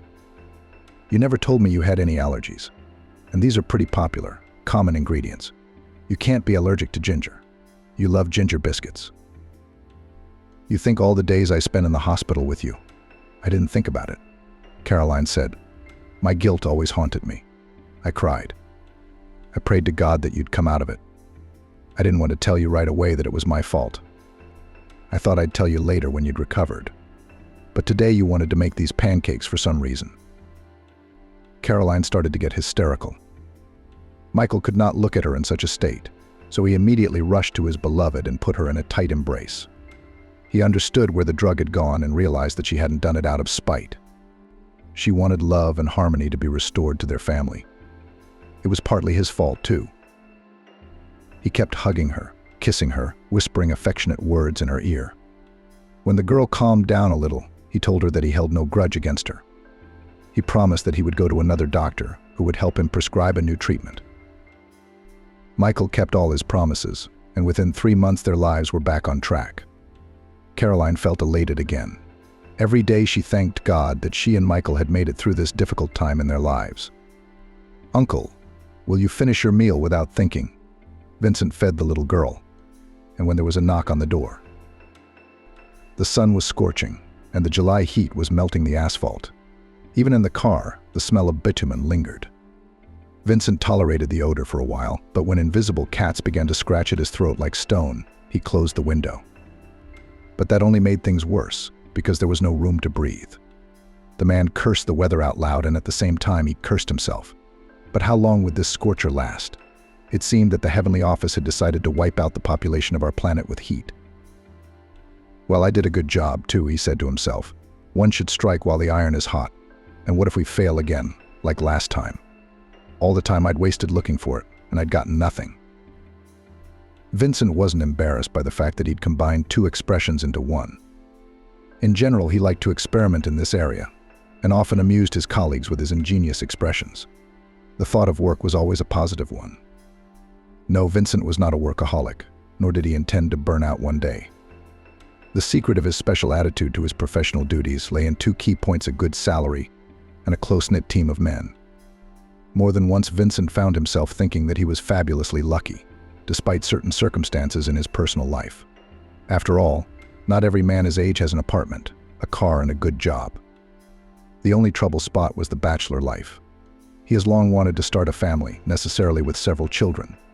But unfortunately, he has not yet met a girl who would share his aspirations. A dazzling red Ferrari sped past, and a wave of air blew in through the window, which Vincent opened again as he gasped for air. What a lot of rich people there are. He commented on another example of road rage. Do they think they're allowed to do anything? Vincent had nothing against the children of the rich, but he thought that even they should not forget the mortality of human existence.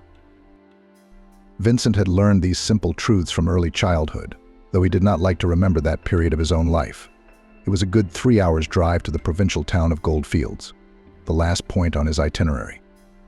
Toward noon, the clouds covered the hot sun, and it was easier to breathe.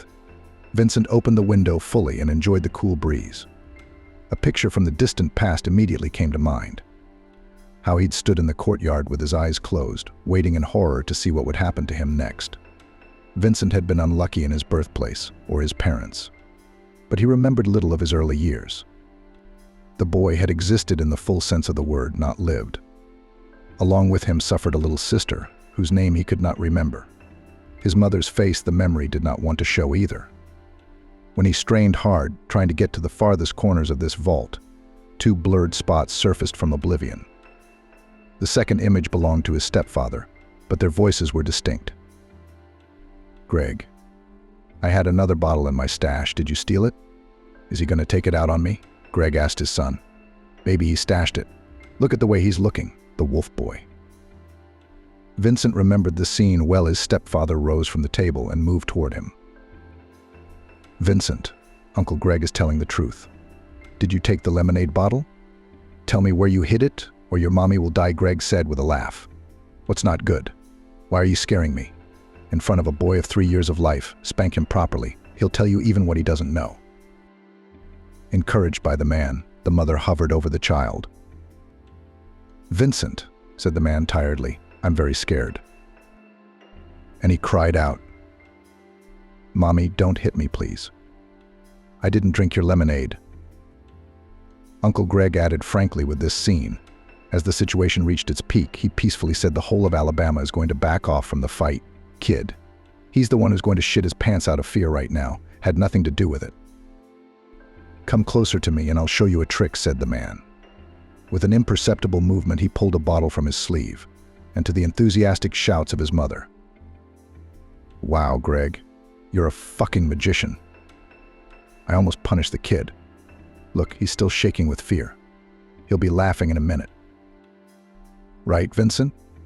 Uncle Greg first showed the boy his empty palm, then clenched his hand into a fist and said, You beast. We woke up by the river, and you're in the morgue, you creep. The stepfather opened his palm again, and the boys saw on it 2 caramels behind Mussolini wrappers. Hold on tight while Uncle Greg is kind and called his little sister to visit. When his stepfather was sober, he sometimes showed Vincent card tricks. The 6-year-old boy was mesmerized by the man's deft hands, but he never managed to figure out the secret of the trick. They taught me that in the zone. There's smart people there, kid, even Ph.D.S. Uncle Greg said in a satisfied tone. Vincent vividly remembered that tragic day when he and his little sister had run away from their mother's drunken company. There had been a lot of strangers in the house. Uncle Greg was very angry and ordered, "Sticky children, go away somewhere. Their own freaks do not give rest, all the time tangled underfoot, and the girl in addition still yells without end." The mother was still in an adequate state and started to object. "They don't bother anyone. They sit quietly in the kitchen, playing. And where am I going to take the kids? Let them go to their grandmother. And if I send them to that snake under the hood, she'll report me to the guardianship office." "What, Mary? Am I going to get my parental rights revoked? That's a disaster." "I'm sorry, but you're as much of a mother as I am a Chinese tea leaf picker. They can take away your parental rights, but you'll be completely free." "What am I going to live on? Have you thought about that? I'm on single mom's allowance for both of them.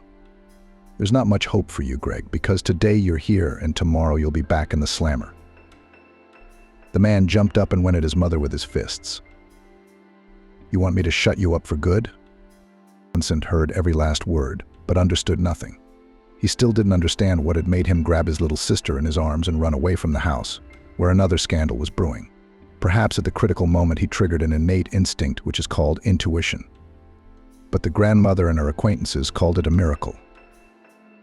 When the woman saw her grandchildren on the doorstep, she proclaimed, "Again, these lousy drunks are having fun with bread. They've gone completely off the rails. They don't think about their children. It's time to put an end to this mess. Tomorrow I'll go to the guardianship office. Even in an orphanage, the kids will be better off than with a mom like that. Even though she's my daughter, I can't stand it anymore." All these claims grandmother expressed in one breath. Tired from the emotional shock, Vincent listened to her, afraid to move. If he disobeyed her, she might throw them out on the street. But Amelie, despite her harsh nature, loved and pitied her grandchildren. She washed them, then fed them and put them to bed. But their sleep didn't last long because they heard shouting outside. Then there was a loud knock on the window. "Amelie, get up. There seems to be a fire in the cul-de-sac. Didn't your prisoners set Pompeii on fire?" Grandmother jumped up and threw her coat over her nightgown. She ran out of the house with her head uncovered, saying, "Vincent, you watch your little sister.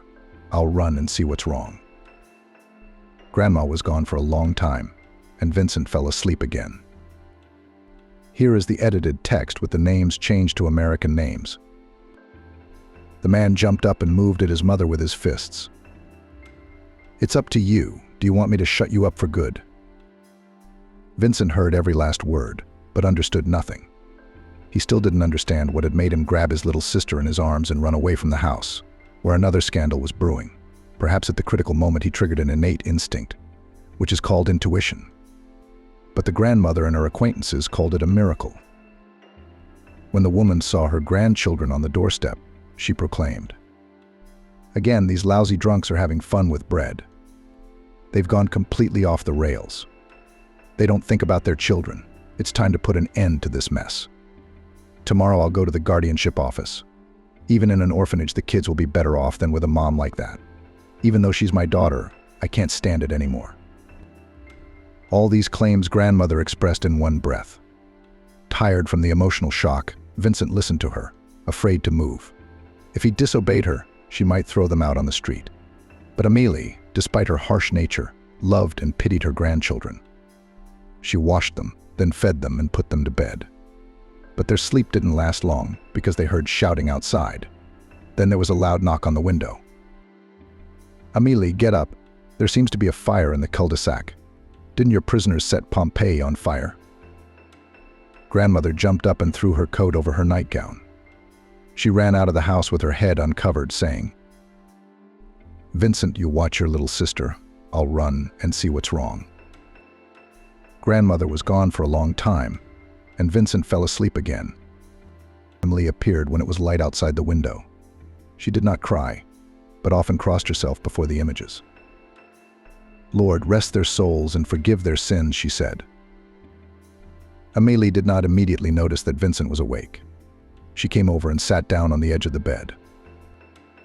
"You heard everything, my good man," she said to the boy. "You and Emily are orphans now. Why did such grief befall the innocent angels?" The woman shouted the last phrase in despair. Emily woke up and cried.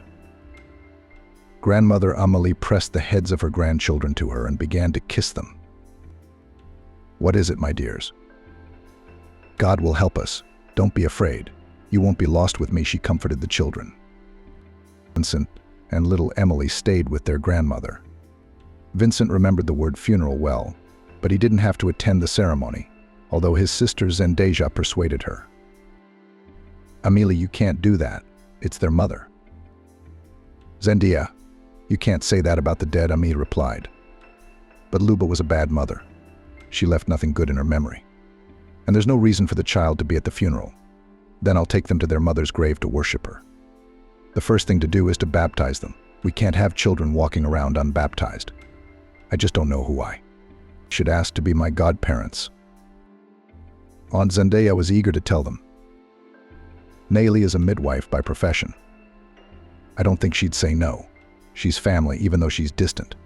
She can't have a child of her own, so at least she'll take care of orphans. And again, they're not other people's kids. Maybe then God will take pity on her and send her a child of her own." Vincent remembered the smell of candles and the priest's long prayer. Emily cried the whole time. An unfamiliar woman named Nayli rocked her in her arms. The adults repeated some words after the priest and crossed themselves. The boy liked most of all the climax of the rite, when he and his sister were put a cross around their necks. The grandmother was very satisfied that she had fulfilled her main mission. Now the children will be under the protection of the angels, she told her relatives. Aunt Zendaya grinned. "And who will feed and water them? The angels?" Amélie slammed her fist on the table. "No blasphemy in my house. I will not give up my grandchildren. I will raise them myself. And by law, orphans are entitled to an allowance." Suddenly Aunt Nayli intervened. She was the first person Vincent had ever heard of that there were orphanages. She said in a tone of voice that brooked no objection, "Your aunt will not leave you any children. Do not even try to solve this issue in your favor." Amélie's grandmother was indignant. "I have every right, because apart from me the children have no other close relatives. For what reason can I be forbidden to raise my grandchildren?"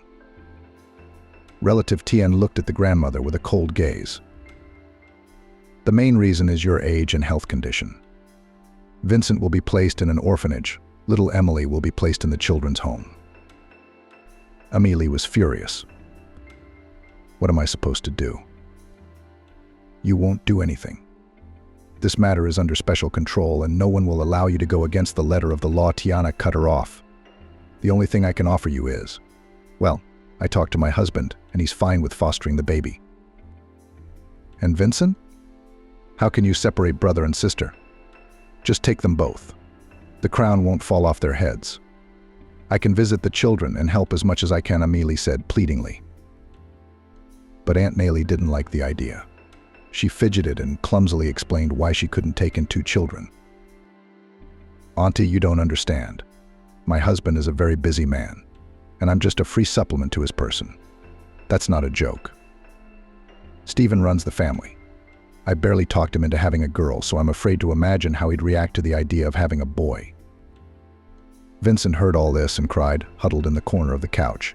It hurt him to be spoken of as if he were a doll to be given away. He barely waited for that nasty Aunt Nayli to speak and ran up to her. "Auntie, do you look like Baba Yaga? And your Stephen is Kashi the Immortal. I won't go to live with you myself, even if you ask me to." The women looked at the boy with amazement. Aunt Nellie was the first to comment on this outburst. You can see for yourself how unruly the boy is. And this at 6 years of age. What's going to happen to him next? Aunt Zendaya tried to intercede on Vincent's behalf. It's not surprising with that kind of upbringing. In good hands, the child will do well. Aunt Nellie rolled her eyes. Perhaps. But I'm not ready for such a feat. The girl is very young, and it will be easier for us to train her. Grandma Amélie interrupted a relative. Nellie, you can train a kitten to go to the right place. You can't talk about children like that, and I doubt you'd make a loving mother. Personally, I'll be against the kids being separated. Unfortunately, no one took Grandma's opinion into account. It was only a few days later that Aunt Nellie took Emily's little sister. Vincent lived with Grandma for a little while longer, but strange women came to pick him up and took him away in a car as well. His grandmother cried as she said goodbye to him and whispered, "Vincent, you take care of your cross. Don't lose it by accident. It will protect you from any misfortune." All the way he clutched that church-consecrated amulet to his breast. He must have done it so expressively that one of the accompanying women asked him affectionately, "Little one, what are you there behind your sinuses? Are you crying?" The second woman advised her partner, "Look what's in there. Or what if he wants to sneak something nasty with him into a closed institution? Then we'll be reprimanded for it." The first woman looked him in the eye and smiled. "You show me what you've got there." Vincent liked this woman immediately because she was kind.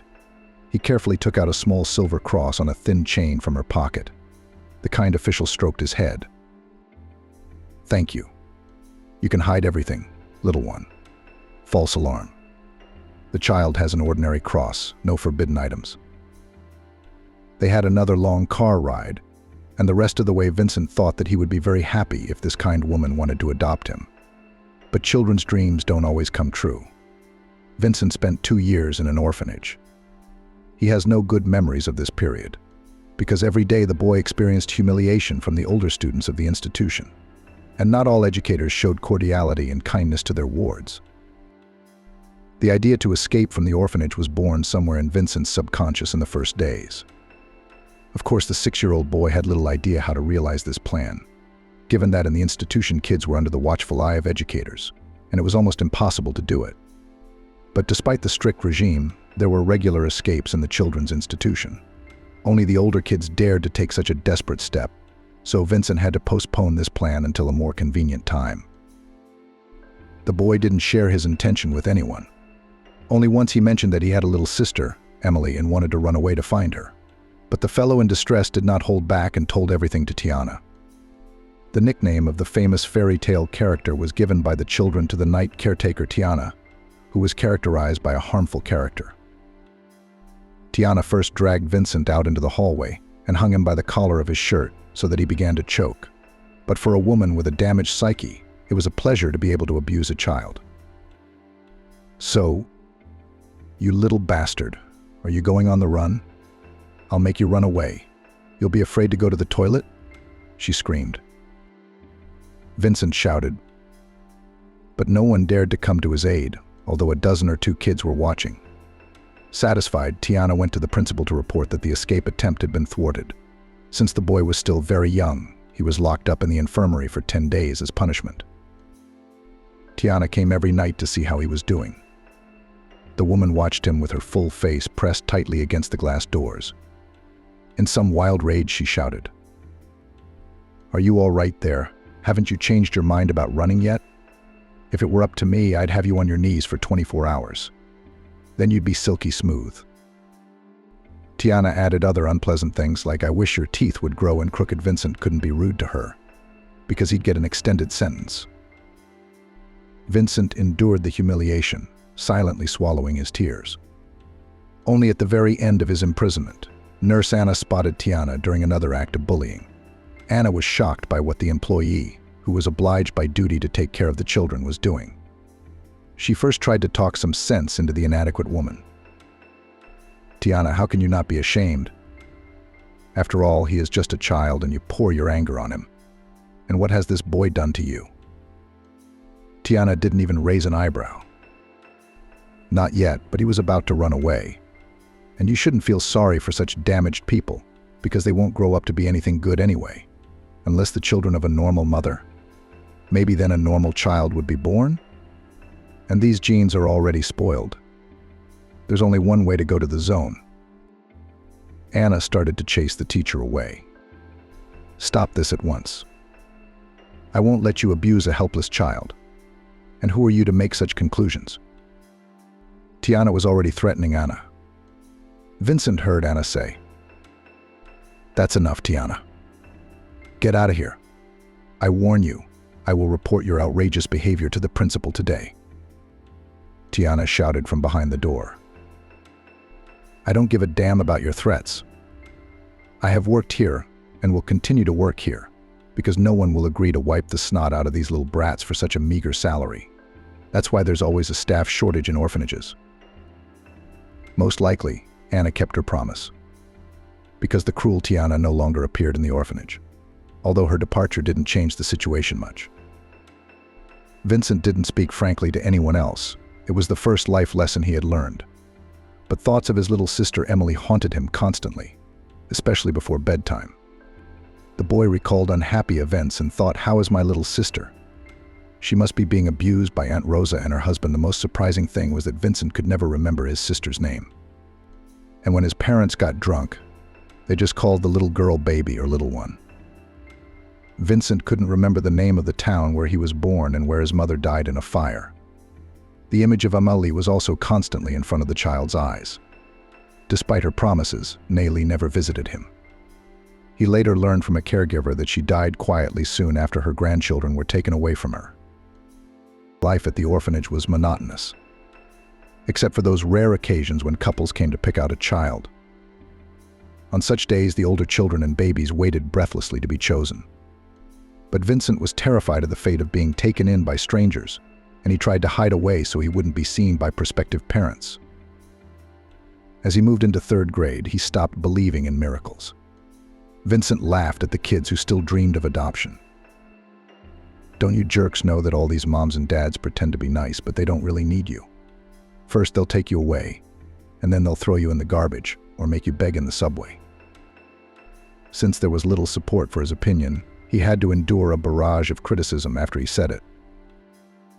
Vince, you're angry because you're not elected. Do you want to go into foster care yourself? Even the older kids felt that way. They too believed in their guiding star, dreaming of being in a healthy family. Vincent was at an early age when he couldn't understand why he was rejecting the very possibility of change in his life. It was summer vacation, and many of the children had left the orphanage for a while.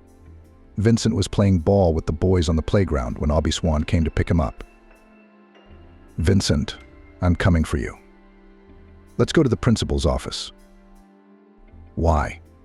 I didn't do anything wrong." "Do you have to do something bad to get into the principal's office? Sometimes you're called there for a good reason." The kid waved to his comrades. "Guys, play without me for now. I'll be back soon." Here's the edited text with your edits. Abby Swan gave him a gentle nudge. "I don't think it'll be soon." The puzzled boy followed the nurse and wondered, but nothing useful came to his mind. In the office where he had been only once, there were 2 other people, a man and a woman, in addition to the principal. When Vincent entered, he said a polite hello. The headmistress said with feigned cheerfulness, "Here he is, our Vincent, but you can also call him as an adult Vincent Bogdanovich. So please love and welcome." The man stood up and gave the boy his hand. "This is Nicholas Yurievich Brooks, and this is Rose, my wife." The guest nodded toward the woman, and she also stood up. The principal said in the same excited voice, "Vincent, our guests have come specially to." But Nicholas gestured for the head of the institution to be silent. "Let me do the talking." The mistress of the office did not like this dismissive attitude, and she already, without the previous optimism, said, "Well, I will not interfere with you while you chat here.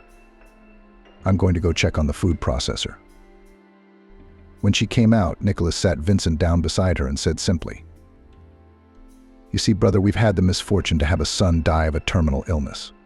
It was a long time ago, but he's always in our hearts. At first, Rose and I thought we were going to live with the memories, but then we decided it wasn't right. Vincent made up his mind and looked straight into the man's eyes. Why? Because you can't wallow in your grief. It just makes you feel more alone. And then we thought it was in our power to make someone happy. Until then, Nicholas had been silent. Rose sat down next to Vincent. We've come here several times before. You may not believe this, but the first time I saw you, my heart fluttered. The boy marveled. Does it happen like that? The woman smiled. It happens, but very rarely. Only on special occasions. And this is a very special and very important moment for Nicholas and me. Vincent saw the two adults looking at him hopefully and anxiously. There was a warmth from them that the boy wanted to cuddle into. He asked quietly, "Do you want to adopt me?" Nicholas replied, "See, do you understand? Our intentions are yours to decide. If you need time to think about it, we're willing to wait." "You don't have to wait. You are kind. I can feel it. I agree to be your son and I will try to obey you in everything." Rose cried and held him close to her. The woman's embrace was as gentle as Vincent's grandmother's. I wanted to sit next to her for a long, long time. It was as if Nicholas had read his mind. "Thank you for giving us hope. We will try to be real parents to you." Later, when the first emotions had subsided, Nicholas said, as if by the way, "To fulfill all the desires of others, it is unpleasant and harmful. We are not going to suppress your will. Personally, I am in favor of arguing, because in the dispute is born the truth. But it has to be done in a kind way." Vincent didn't understand why he was speaking so strangely. The man noticed the confusion and explained with a smile. "Never keep your thoughts and feelings inside, no matter what they are. Share your joys and sorrows with us, and know that we will always help you." This assurance made the boy even more sure that he had a lucky ticket. In September, Vincent went to a new school, where he quickly settled in. The boy did not tell any of his classmates about his past life, and his foster parents praised him for that. Rose looked thoughtfully out of the window and said in a low voice, "You did a very sensible thing. People are different, some sympathize with you, and some will rejoice at your misfortune.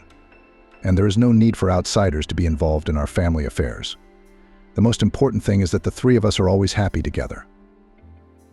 Vincent liked Brooks' house very much. He felt safe and comfortable there. The boy had his own room and desk to study at. In his spare time, Vincent could play computer games or go to the martial arts training center where Nicholas had enrolled him. His foster parents didn't demand anything impossible from the boy and never imposed their own opinions on him. Everything was going well, but the first alarm bell rang at the wrong time. Vincent was getting used to his new life when Rose said, "Vincent, we're going to go to the cemetery with Nicholas. We'd like you to join us. Of course you could stay home, but..." The boy felt ashamed that this kind woman was asking him for such a small thing. "I will go with you," he answered. The woman smiled, the expression on her face that Vincent liked best. She shouted toward the kitchen. "Nicholas, I talked to Vincent. He agrees. Tell me, when are we leaving?" The foster father appeared from the kitchen and said with a satisfied look, "I'm ready. We can leave right away." The teenager had no idea what awaited him in the next half hour. The foster parents, their heads sorrowfully lowered, walked to the ornate memorial. The entire complex covered a decent-sized area, and all the elements were made of black marble. A boy about his age was looking straight at Vincent from the monument. He lowered his eyes a little lower and read, "Brooks Vincent Nicholas." The 11-year-old's consciousness was burned by the thought, which he spoke aloud. "So, your son's name was Vincent too?" Rose smiled again. "Yes, my good man. And we wanted to find a boy who looked just like him." Vincent really wanted to run away because he didn't want to be a copy of the dead man. But his adoptive parents didn't realize their mistake. They had no idea what was going on in the child's soul at that moment. Afterwards, such events were repeated regularly, and Vincent was obliged to go with his parents to the grave of his predecessor. It was then that he realized that good, kind people didn't like him. In his free time, Vincent could play computer games or go to training in martial arts, where Nicholas immediately enrolled him. His foster parents didn't demand anything impossible from the boy and never imposed their own opinions on him. Everything was going well, but the first alarm bell rang at the wrong time. Vincent was getting used to his new life when Rose said, "Vincent, we're going to go to the cemetery with Nicholas. We'd like you to join us. Of course you could stay home, but..." The boy felt ashamed that this kind woman was asking him for such a small thing. "I will go with you," he answered. The woman smiled, the expression on her face that Vincent liked best. She shouted toward the kitchen, "Nicholas, I talked to Vincent. He agrees. Tell me, when are we leaving?" The foster father appeared from the kitchen and said with a satisfied look, "I'm ready. We can leave right away." The teenager had no idea what awaited him in the next half hour. The foster parents, their heads sorrowfully lowered, walked to the ornate memorial. The entire complex covered a decent-sized area, and all the elements were made of black marble. A boy about his age was looking straight at Vincent from the monument. He lowered his eyes a little lower and read, "Brooks Vincent Nicholas." The 11-year-old's consciousness was burned by the thought, which he spoke aloud. "So, your son's name was Vincent too?" Rose smiled again. "Yes, my good man. And we wanted to find a boy who looked just like him." Vincent really wanted to run away because he didn't want to be a copy of the dead man. But his adoptive parents didn't realize their mistake.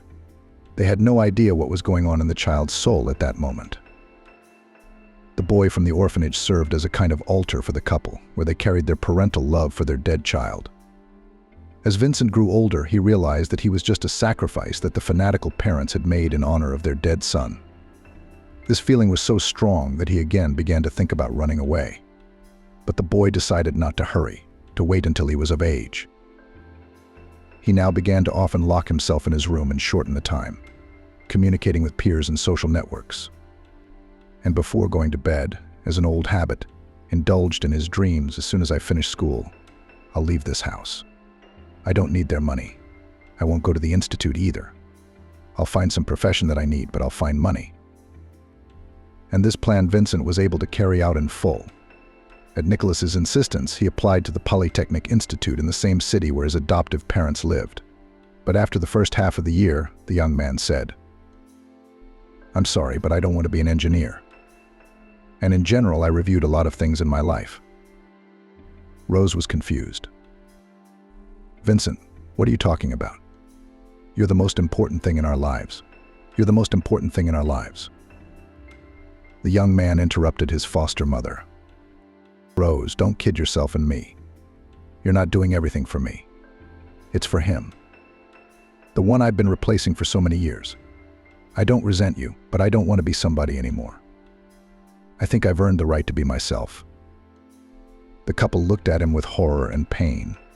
For a moment, Vincent felt sorry for them, but he knew very well that he could not go on like this. Nicholas read a lot in his foster son's eyes. He asked quietly, "Do you despise us now? You will not come to us anymore?" The young man again saw that penetrating look, which confused his young heart then, in the orphanage. And that pain came back to life in his soul.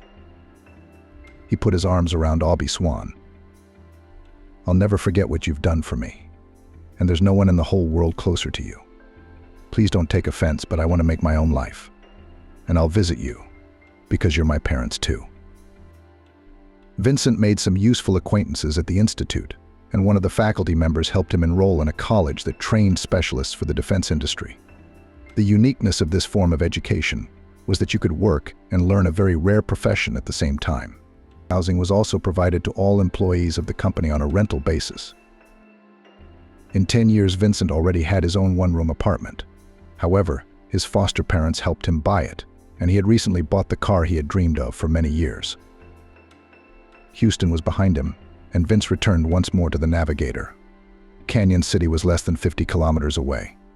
The excitement grew as he neared his final destination, and the man whispered, "I wonder what awaits me in a town with such an unusual name. Would I not find my sister there? Thank goodness I have her information now." Vincent spent years searching for her. He tried to locate his sister through the orphanage where he had spent only 3 years, but he was at first firmly refused this favor when he asked at least for the name of the town where he used to live.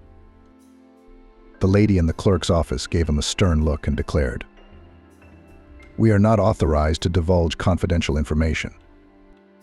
Vince tried to explain to the woman, "You misunderstand me. I'm trying to find out information that concerns me directly. I wasn't 6 years old when my sister and I were separated, and now I want to find her. I think that's a normal desire, and I'm just asking you to help me a little." The lady hesitated for a long time, but then gave in. She first looked back at the door of her office, and then she drew the name of the township on a piece of paper. "It's a town, but 300 kilometers from here. Maybe someone there can tell you where your sister is." Vincent wasted no time and headed for the district town where he had spent the first years of his life. When he arrived, his memory began to jog his memory, and he found the cul-de-sac where he used to live with his mother. The burnt house was now a weedy wasteland. Suddenly, an elderly woman approached him. "Are you looking for someone? Maybe I can help you?" "I don't think you can help me. It's been over 20 years. I lived in a house that burned down, and I had a little sister." The woman clutched at her heart. "Oh my God, if it isn't you, Vincent, how grown up and handsome. A real one." The young man did not expect such a strong reaction and embarrassedly said, "It's me. You're not mistaken, are you?" He tried to smile, but it didn't come out well, and he only wrinkled his nose as if he had eaten a lemon. The woman wailed again. The way was hard. Your mother is your own blood, but I still feel sorry for her. It was an unenviable fate for her, and the girl Kira was taken away by a relative. Do you know where she lives?" The woman waved her hands in despair. "What are you? How should I know?" He was about to leave, but the woman stopped him. "If you go to your grandmother, she's also long gone. The house has been bought by newcomers. Talk to them. Maybe they'll tell you where to find your sister." Vincent went on his way, but the woman caught up with him again. "Old age is no fun. It just slipped my mind. Go to Zendeja. She knows exactly where the girl has been taken." Vincent was surprised that he had forgotten about Aunt Zendia, who was almost always at his grandmother's house. But he'd found her place of residence after a long wander among the low-rise houses that dominated the neighborhood. He went up to the second floor and rang for a long time at apartment number 5. No one answered, and Vincent wanted to leave.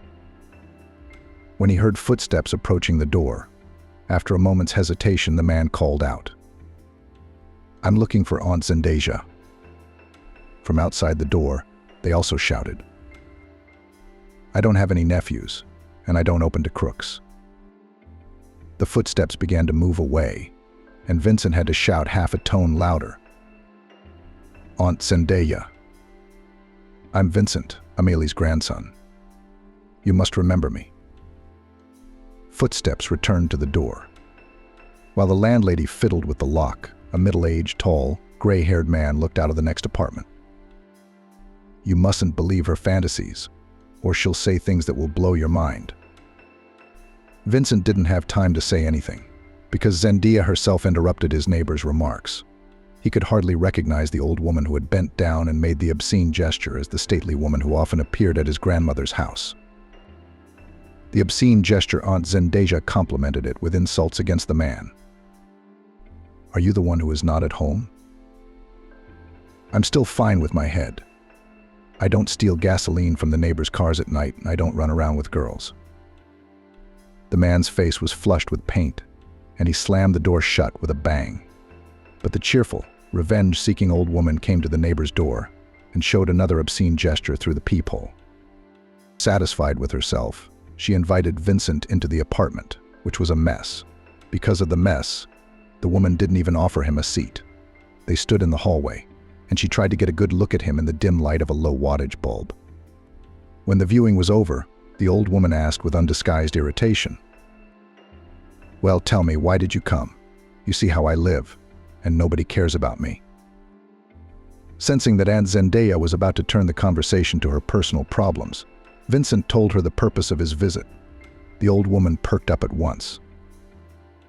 "Why didn't you tell me what you were doing?" "You're looking for Kira, her. After her aunt took her away, I never heard from her. You should be looking for your aunt in Los Angeles. I don't remember the name of the city where she wrote to me, but I still have a card from her congratulating me on March 8th. The old lady hurried into the room and soon returned with a postcard. "Here you are. I don't need it. I haven't written a letter to anyone in a long time." Vincent took the card from Aunt Zendaya's hands and ran his eyes over the address. He could tell by the determined look on her face that she wasn't going to be hospitable. He took 2 5,000 bills out of his wallet and handed them to the old woman. "Here, buy yourself something tasty." The old woman smiled, but she clutched the money in her fist. "Vincent, are you leaving already? Can't we at least have a cup of tea together?" But the young man politely declined the offer. After such a cold reception, he had no desire to be stuck with his relative, and the atmosphere in the apartment did not dispose to cultural rest. On the street at the entrance, he saw a neighbor whom his grandmother had called bad names. He glanced at him. "I thought you were from the authorities, but it turns out a very distant relative. But whether she is your relative at all, I don't know exactly." The man was disappointed by the answer. "I was thinking that you will take to yourself this crazy, get rid of us from the evil neighbor. She has poisoned our whole life. She sleeps during the day and watches the street at night. She thought she saw the fuel being drained. But the worst part is the way she talks." Vincent knew exactly what this man wanted from him, but he said firmly, "Contact the police or social services. They will definitely take action." The man was stunned. "But she's your relative. Don't you feel sorry for your grandmother? If I remember correctly, Aunt Zendaya has children. Let them take care of her." He turned around and walked away from the yard, but he was caught up by the cry of a disgruntled man. "Wait. They'll give you the old man's ass in your old age." Vincent grinned to himself, remembering the same gesture Zendaya's grandmother had shown her neighbor. Suddenly, a bitter lump came to his throat. He remembered staring out the window for hours, waiting for some of his family to come and visit him at the orphanage. But everyone had forgotten about him. And Aunt Zendaya, too, had never once remembered this nephew's existence. He went to the address his relative had given him at once, but disappointment awaited him there. The aunt and her family had left 12 years ago to the place of her husband's new destination. The line had been severed, and Vincent didn't know what to do next. As he tried to collect his thoughts, an inner voice awoke, "Go to your father. He can help." Vincent had never considered that option. He'd kept the fact that he had a younger sister from his foster parents. The reason for this distrust lay in his distant childhood. He remembered the day of the funeral and how Aunt Nellie had said she didn't want a 6-year-old boy as an extra burden. And he was afraid that if he told his sister's foster parents, they would be, at best, less than thrilled to hear the news. Later, when Vincent was an adult, it didn't make sense to tell them the big secret. But when he found himself at an impasse, the young man realized that his foster father's help could actually have a positive result, because Nicholas had connections even in the internal organs. His parents greeted him with genuine joy. Abby Swan couldn't get enough of him. "Vincent, thank you for coming. You have no idea how much we missed you." Although Nicholas was not as excited, he was also visibly overflowing with positive emotions. "Son, I'm sorry, but I won't believe that you just showed up. I've learned all your gestures for all the years you've lived with us, and I can see that you're very puzzled about something. What's your business?" Vincent summarized the problem. But the more he went on, the more surprised his father became. Then he asked with a hidden resentment, "Why didn't you say something all this time? If you had told me earlier, we would have found your sister long ago. Are Mom and I such scary people that you were afraid to confide in us?" Vincent felt ashamed of his past suspicions. Only now did he realize that, in spite of his difficulties, these people really loved him. And he didn't hold back. "Forgive me, but I used to think you loved your son, not me." Tears glistened in Abi Swan's eyes. She pressed his head to her breast, as if she were a child. "You've grown up, but you're still the same fool. How can you fake a love that doesn't exist?" Vincent closed his eyes, savoring the warmth that radiated from this woman. His senses overflowed and he wanted out. So he put his lips to Abi Swan's hands and asked softly, "Mommy, forgive me. I'm really a total dumbass." Nicholas watched this touching scene from the sidelines. Vincent thought for a moment that he too had tears in his eyes, but the man quickly got over his feelings. He said cheerfully, "Now, as punishment for your unworthy behavior, you'll have to stay with us for a week." "I'm sorry, Father, but only 3 days. I can't do more. I took a vacation to look for my sister. So every day counts." "Well, don't make excuses. I'll try to get some information." Nicholas kept his promise, and it took him only 2 days to find out the whereabouts of Kira Wilder. Aunt Nayli and her husband had adopted the girl, and now she had a different middle name, Stevenson. True, Vincent was not sure that the owner of this personal data is his own sister, so the guest period at the foster parents' house had to be shortened. As he said goodbye, Nicholas asked, "Vincent, maybe I should come with you. You know I'm going on a training camp soon." "No, Father, you shouldn't risk your health. It's a long journey, and the heat's so hot even the young can't stand it. I'll keep you informed. I'll be sure to let you know when it's all cleared up."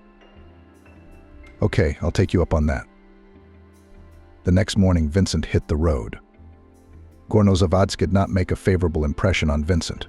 It was a small provincial town that lived a measured life. When he reached his destination, the heat of midday had changed to a light evening chill, and the locals were going about their business. They gave him a few leering glances, but no one asked him anything. Vincent's first order of business was to get a place to sleep, and he asked a woman who was passing by, "Can you tell me where you have a decent hotel around here?" The woman laughed for some reason. "No, we have a hotel and a hotel are the same thing. It's just around the corner."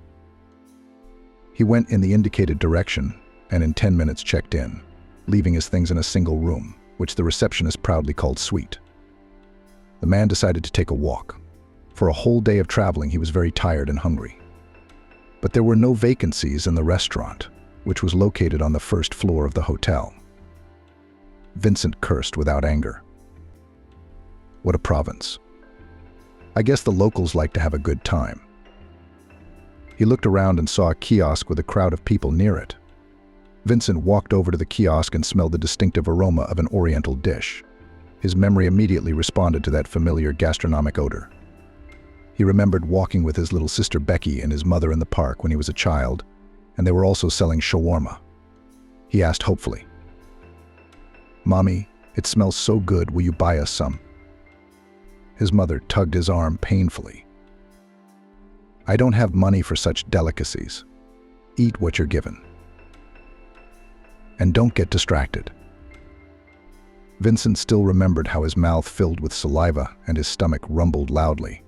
His mother had dragged him and his sister away from the deli stand, but he'd looked around and seen strangers eating shawarma and drinking Coca-Cola. Perhaps it was the memory of an unsatisfied childhood desire that awakened a vicious appetite and hunger. He ordered a double portion. The satisfied stall owner began to fuss, anticipating a generous tip. He quickly prepared the order and wished the unfamiliar customer, "Eat to your heart's content. I have the most delicious shawarma. You will eat today and you will come back tomorrow." Vincent thanked the talkative businessman and sat down at a free table, but it seemed that he had overdone it because he was quickly satiated with the colorful dish. There was still a second portion left untouched on the disposable plates. He was about to leave when suddenly a timid voice was heard nearby. "Uncle, if you don't eat, can I eat this?" He turned sharply and saw a skinny girl about 6 or 7 years old. The little girl was staring greedily at her plate, and that look made Vincent a little uncomfortable. Wait, little girl, why finish it? I'll order you a new one. Why don't you sit here? He was sickened by the thought of the girl eating the shawarma in front of him. He rushed to the kiosk and asked the clerk, "Another portion, please, and a bottle of water." While he was at the kiosk, the girl sat peacefully at the table and kept her eyes on the plate of food. The owner himself brought a fresh portion. "Help yourself, please." The girl ate very carefully. She was careful not to drop a single crumb, wiping her fingers with a napkin. Vincent thought that this little girl had been taught proper table manners, indicating a good upbringing. Children from dysfunctional families don't usually have these skills. But he didn't feel comfortable asking her questions, so he waited for the right moment. His body was sweating from the incomprehensible excitement. Vincent took out a handkerchief and rubbed his neck vigorously. The sudden movement made his cross pop out. The girl stopped chewing and stared at the cross. "Is it yours?" Vincent nodded. "Yes. I had a little sister when I was little, and we were baptized together in church by my grandmother. It's my most prized possession. I've worn it all my life. You like it?" "Yes, I like it very much." The girl carefully wiped her hands and carefully pushed the empty plate away. She looked at Vincent and suddenly said, "My name is Emily." The man extended his right hand to her.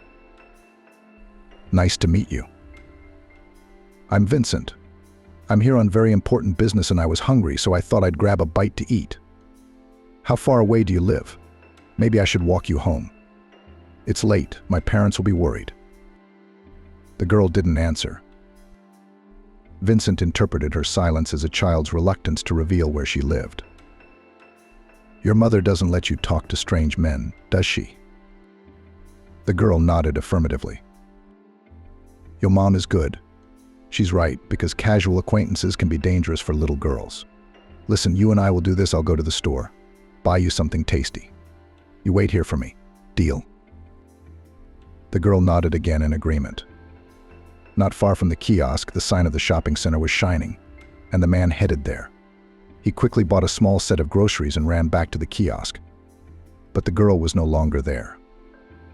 "She's gone," Vincent sighed. He glanced at the table where he'd been indulging in his gastronomic pleasure.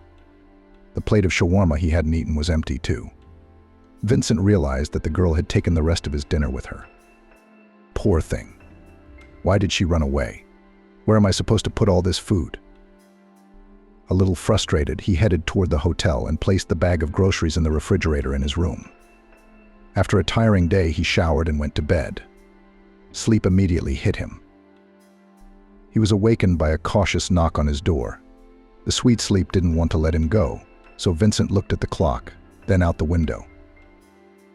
My God, it was only 8:30.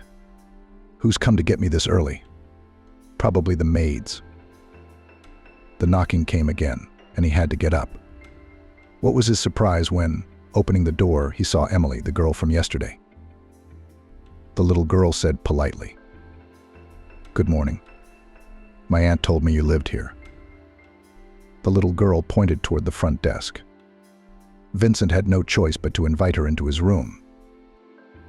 "You're here for a reason, aren't you?" Emily looked at him with wide eyes.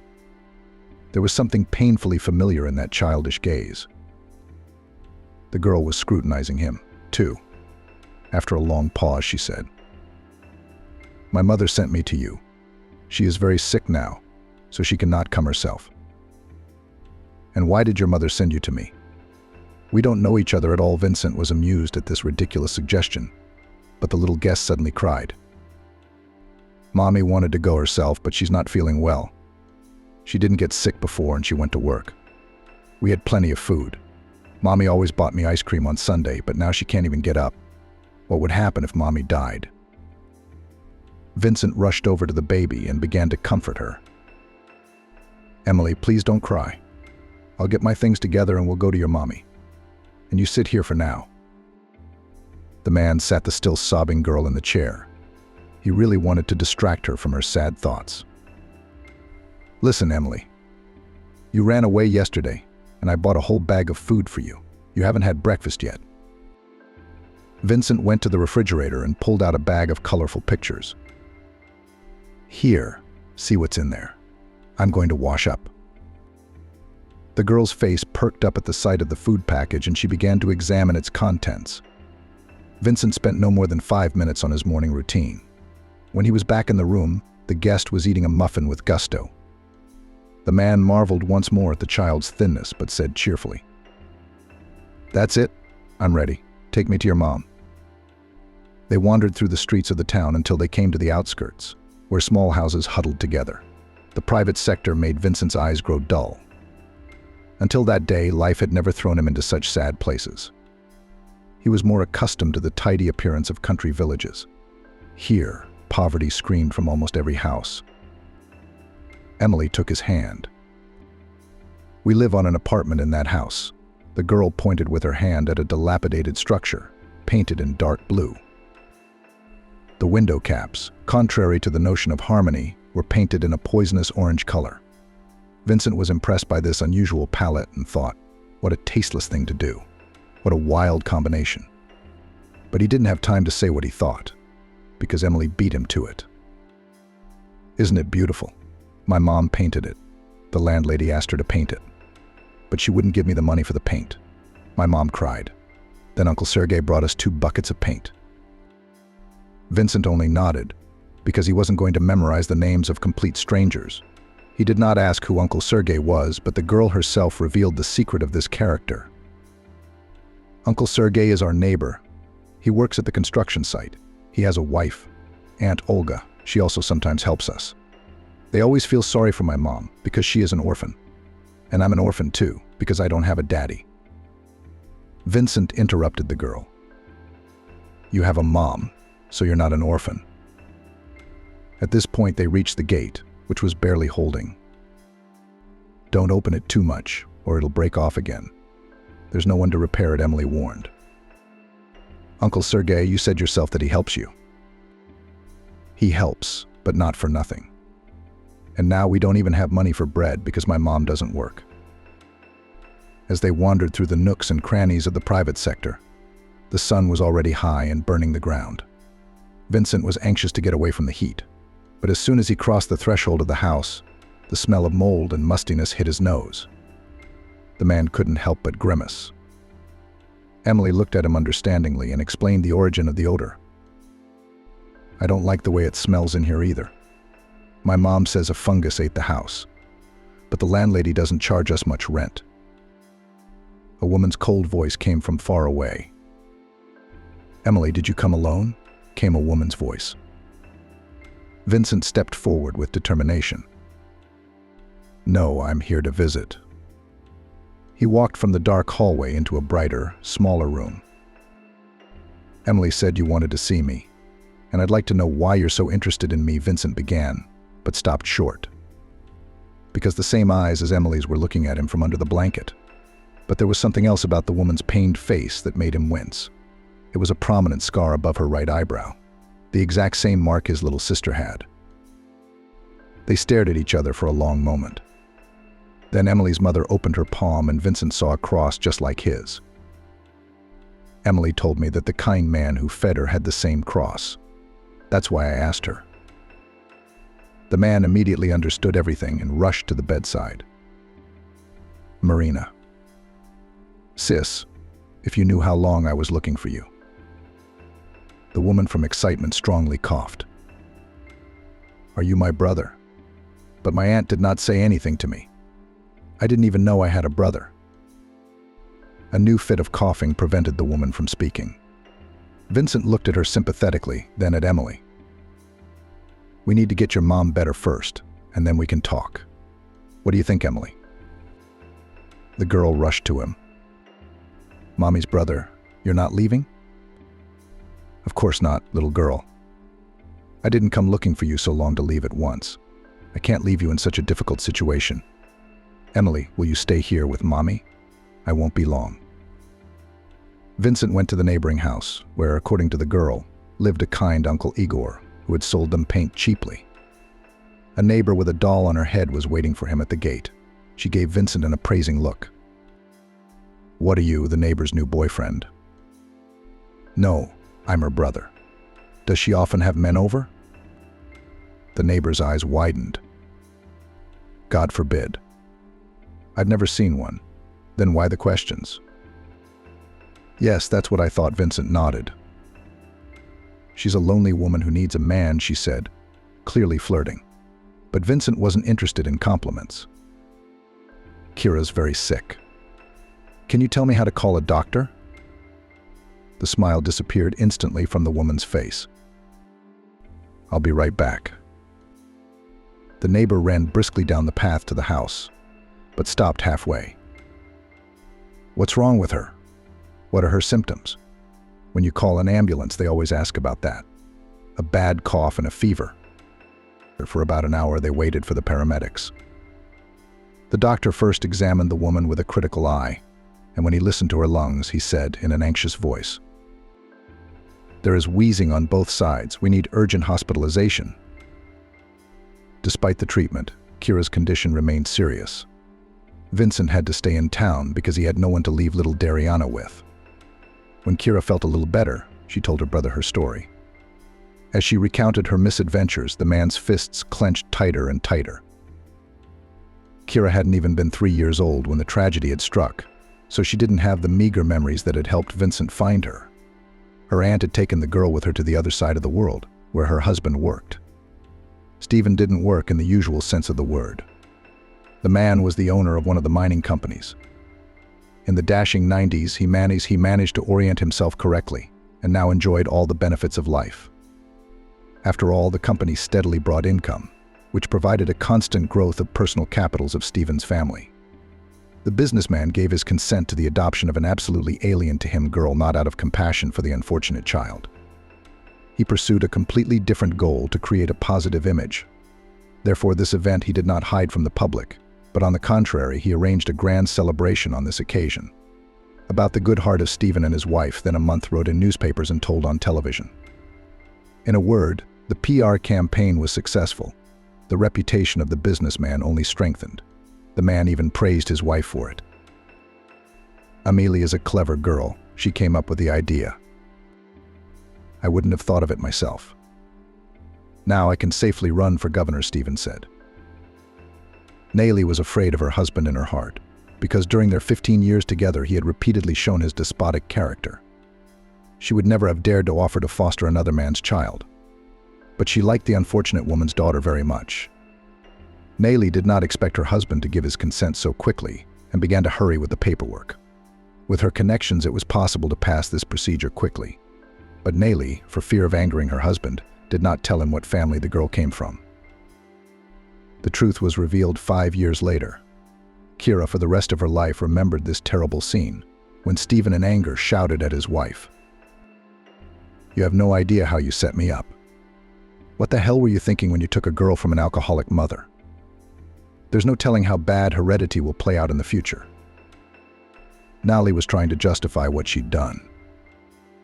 "But Steve, it's not the kid's fault he has a mother like that." The man became even more furious. "I don't care about her at all. Don't try to make me feel sorry for her. It won't work. But I ask that from this day on, this woman does not come into my sight. Where can I put her? It's been years," Nayli pleaded. "Give her to an orphanage. If you have nothing better to do, get a dog. All the ladies of high society do that." Nayli tried to make one last but most powerful argument. "Steve, imagine how happy the tabloids will be when it's revealed that you've given the poor kid up to the orphanage. They'll talk about your name for a year, or even more, and it will reflect badly on your future career." Stephen slumped back in his chair. "You're right, aren't you? For the first time, I have to admit it. Still, try to keep the girl out of my sight. Let her live in the country, help our housekeeper. It'll do her some good." The next day, Nayli took the girl to the country village. Kira was crying. The foster mother first affectionately, then with irritation calmed her down. "Why are you crying? You are incredibly lucky that you have fallen into good hands. And nothing will happen to you if you live in the village. There's a school there. You'll study, you'll make new friends." For 2 months, Kira got used to life in a new place. She was lucky that her housekeeper Vivian treated her well. Once a month on weekends, the foster parents came to the cottage, and then Kira went to live in the outhouse. Stephen had ordered it. But life prepared a new test for the orphan. She was about 10 years old when Vivian said in passing, "I don't know why, Kira. All the trouble is falling on your poor head." The girl froze with a bad feeling. Something happened to Nayli's mom, didn't it? It did. They'd have a baby of their own. Kira was too young to understand the dangers of having another baby in a businessman's family. But she remained in ignorance for a short time. Suddenly, in the middle of the week, Stephen himself appeared and ordered the housekeeper, "Vivian, pack up the girl and I'll take her into town with me." The woman rushed to fulfill the errand. The man looked at the girl with an unkind look. "She's all grown up. It's time to repay the money spent on you. Will you look after your brother?" Kira was afraid to argue, but still asked, "What about school?" "They promised to send my drawings to a competition." Stephen laughed. He laughed until he was in tears, and afterwards he even stroked Kira's head. "Thank you for making me laugh. Although my mood has lifted a bit. I didn't even know I had a budding talent in the house. Another Picasso on the rise. Now seriously, you'll still go to school, of course, but I can't promise you any other hobbies." Kira hadn't enjoyed life much before, but she never thought that her existence could one day turn into a real hell. Little Emin was only 3 months old, but he was a big, strong boy. The baby had a capricious nature and demanded to be carried in her arms. For a teenage girl, this became an impossible responsibility. Her back and arms ached. One day she complained to Nayli, "Emin is so heavy, I can't lift him." The woman looked angrily at her adopted daughter. "What did you just say that for? Do you think I will cry out of pity for you? Do you like eating for free? You don't like babysitting your brother. It can't be helped." After Emin's birth, Nayli's attitude towards the girl changed a lot. If before she sometimes showed pity and compassion, now she was always yelling at Kira, and sometimes she used her fists. Once the girl was late at school because they had an event dedicated to Women's Day. She had prepared a gift for Nayli, a small box made of paper and painted with patterns. Everyone in the class looked at her work with delight, and the teacher even said, "What a lovely thing. Your mother will be so happy." But Nayli met Kira at the door. The look on her face didn't bode well. "Where have you been?" "Almost 2 hours late. I had an appointment at the beauty parlor." The girl handed her mother an original gift. "We had a celebration at school. We congratulated Mom. This is a present for you." Nayli threw the box on the floor and started stomping on it. "I don't want your presents. Take your box to your dead mother's grave. Let her be happy in the next world." Kira rushed to save her work, and the angry woman roughly threw her aside. The girl hit the door jamb painfully and screamed. Rose bent over her. "Why are you yelling like a baby? You'll wake the baby."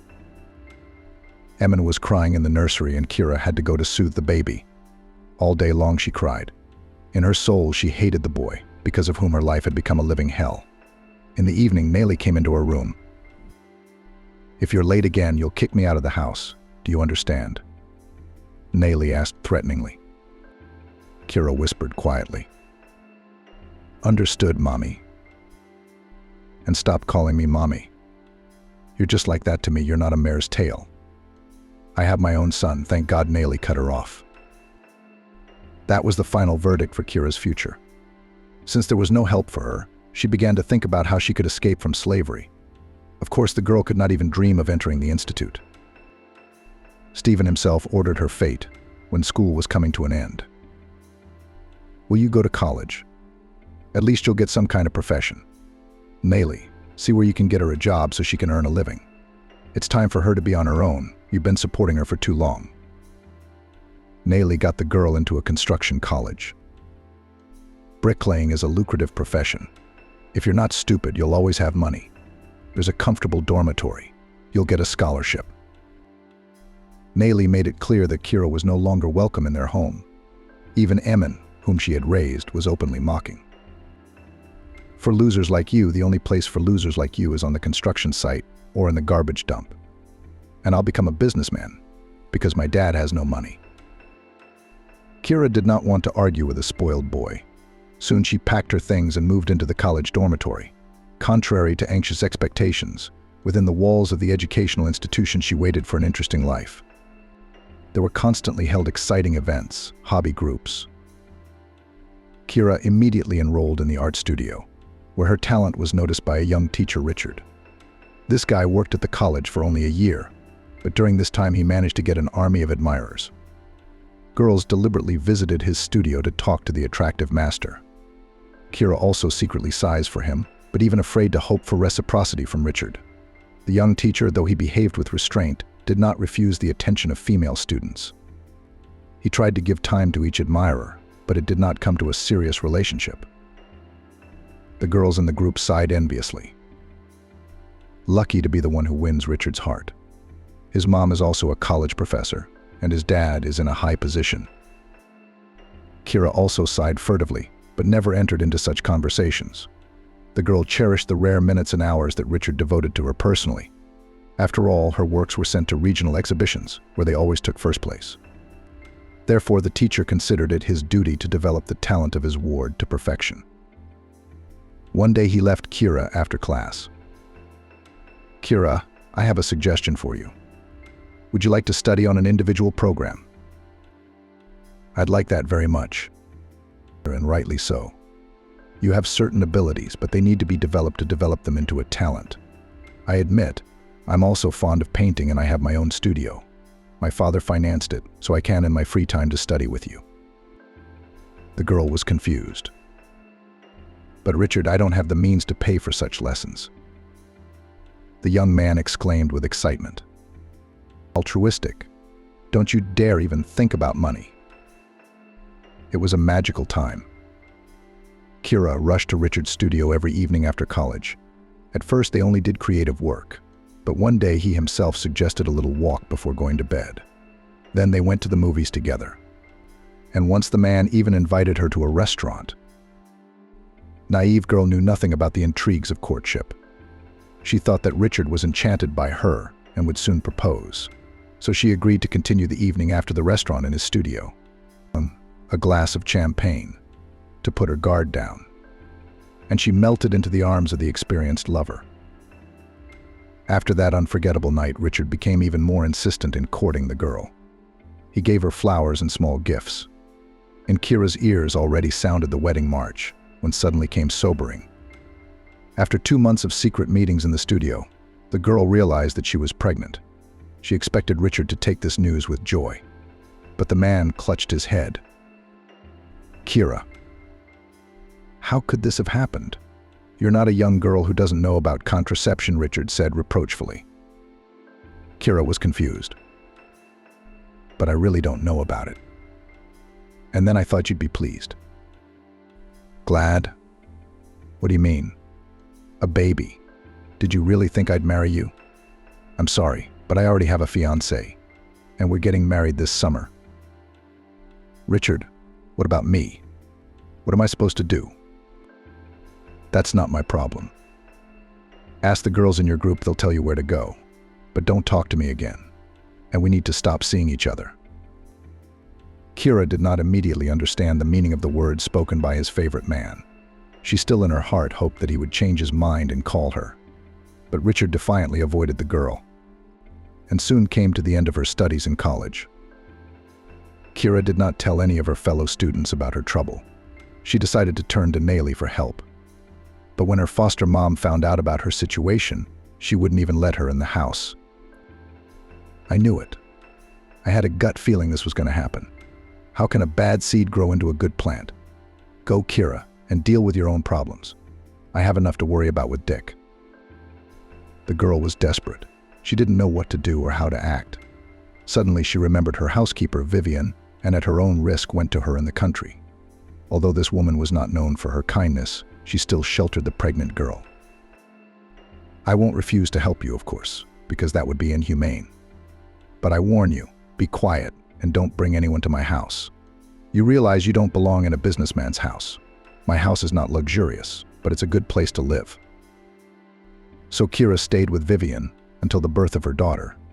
They did not need money, because Kira worked part-time as a repairman at private cottages. One day Vivian gave Kira a good idea. I have a childhood friend who lives in Durham. I want to move there in my old age. If you're interested, come with me. I'm sure there's a job for you there. And I'll look after Gracie. I'm getting used to the girl. I'm used to you too. You're like family to me now. Soon they moved to a small town. Vivian didn't stay long in the new place. The climate there was bad for her health, and after a year or so the woman died suddenly, and Kira was left alone again with a small child in her arms.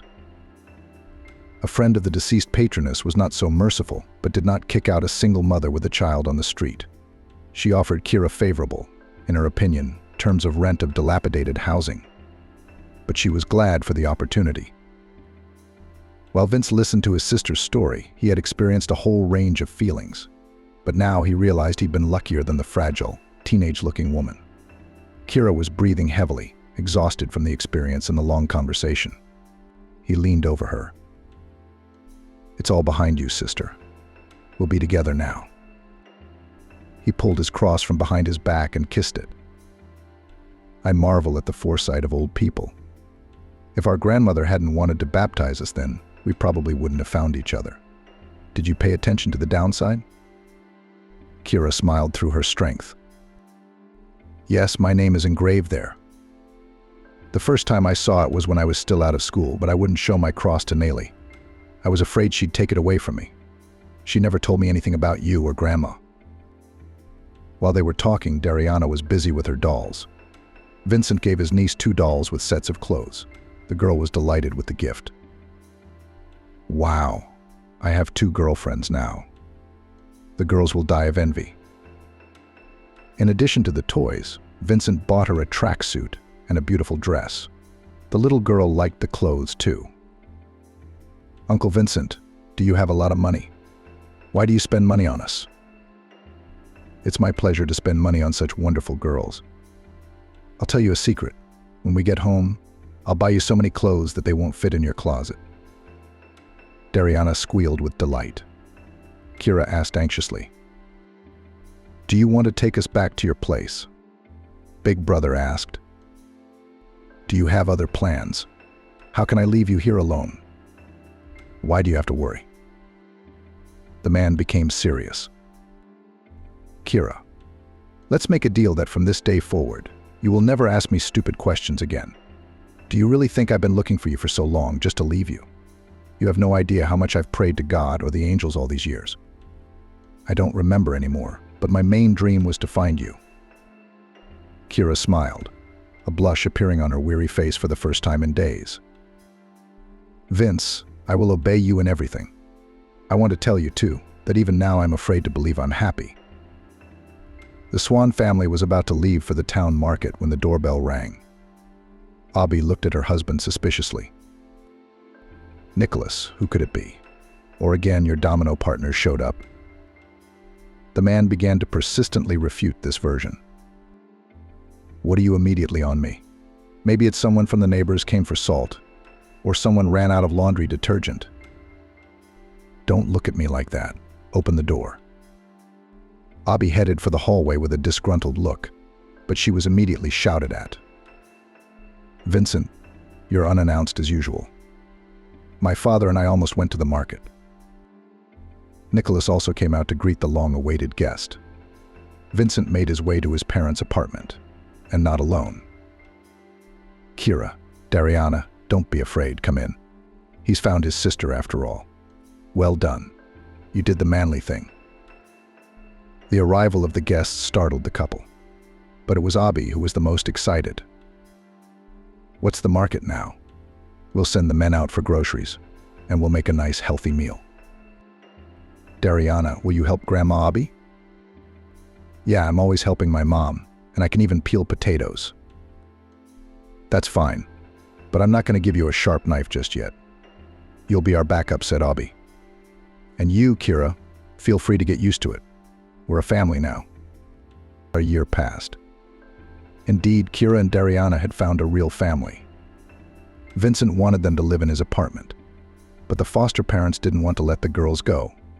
They were so attached to them, they couldn't imagine life without them. Let them stay with us. We've already found a school, and there will be a job for Kira, Nicholas said. He himself took care of the girl's employment. She started working as a restorer at a historical site. There the young woman met an artist who soon proposed to her. In short, everyone's life got better. Only Vincent himself continued to be a bachelor. But the man knew that he still had the most interesting things ahead of him. It was just that the angels had not yet sung a song for him. Running away from ungrateful children into the wilderness, Margaret found a photo in the attic. The school's small assembly hall was filled with students in resplendent prom dresses and fancy suits with tied ribbons. They took turns on the stage, where a tall, formidable woman with a joyful smile of the principal handed them their diplomas. A short woman in dark glasses and a long green dress stood next to her. She hugged everyone who received the cherished book and cried on their shoulder. The gold medal for excellent studies goes to Margaret Swan, the principal said loudly into the microphone. A skinny girl in a red dress, in the color of her certificate, and with a long white braid rose from the hall and headed to the stage. She was given a medal, red certificates, and a small bunch of flowers. The girl went up to her class teacher, a woman in a long green dress. "My dear child, how happy I am for you." The woman hugged Margaret. "You have a brilliant future ahead of you. I'm sure you are smart, kind, purposeful. You will definitely achieve everything you want, do you understand?" The girl often nodded and hugged her class teacher. "Thank you for everything." Margaret came down from the stage and sat down in the hall, continuing to watch the awarding of certificates. Suddenly someone jumped up to her and whispered something in her ear. Margaret opened her eyes wide and jumped up from her seat. She had decided to leave the child in the orphanage. "Do you understand?" shouted the girl's mother. "We must do something, not sit here."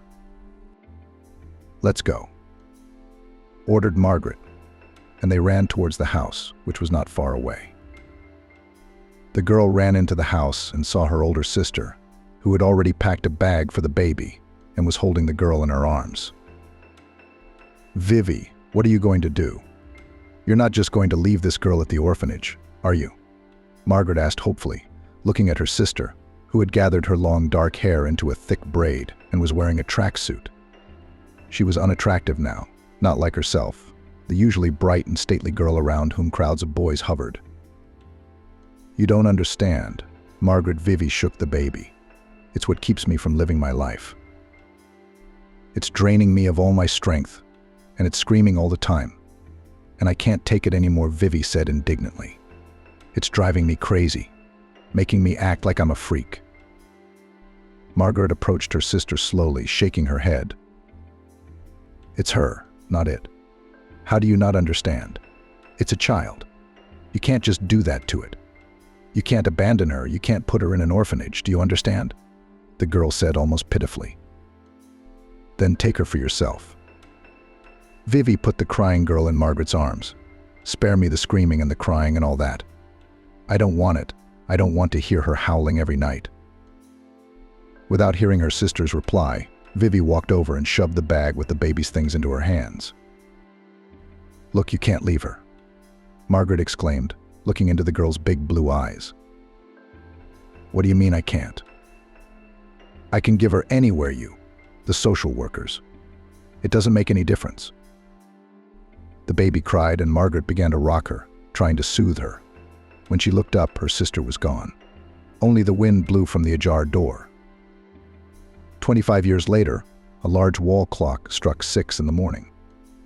The hand indicated the early hour, when everyone who didn't have to get up early for work was asleep. But Margaret was already at the stove, cooking oatmeal and scrambled eggs. Kieran didn't eat porridge, he liked eggs with bacon. His loving mother was trying to please his tastes.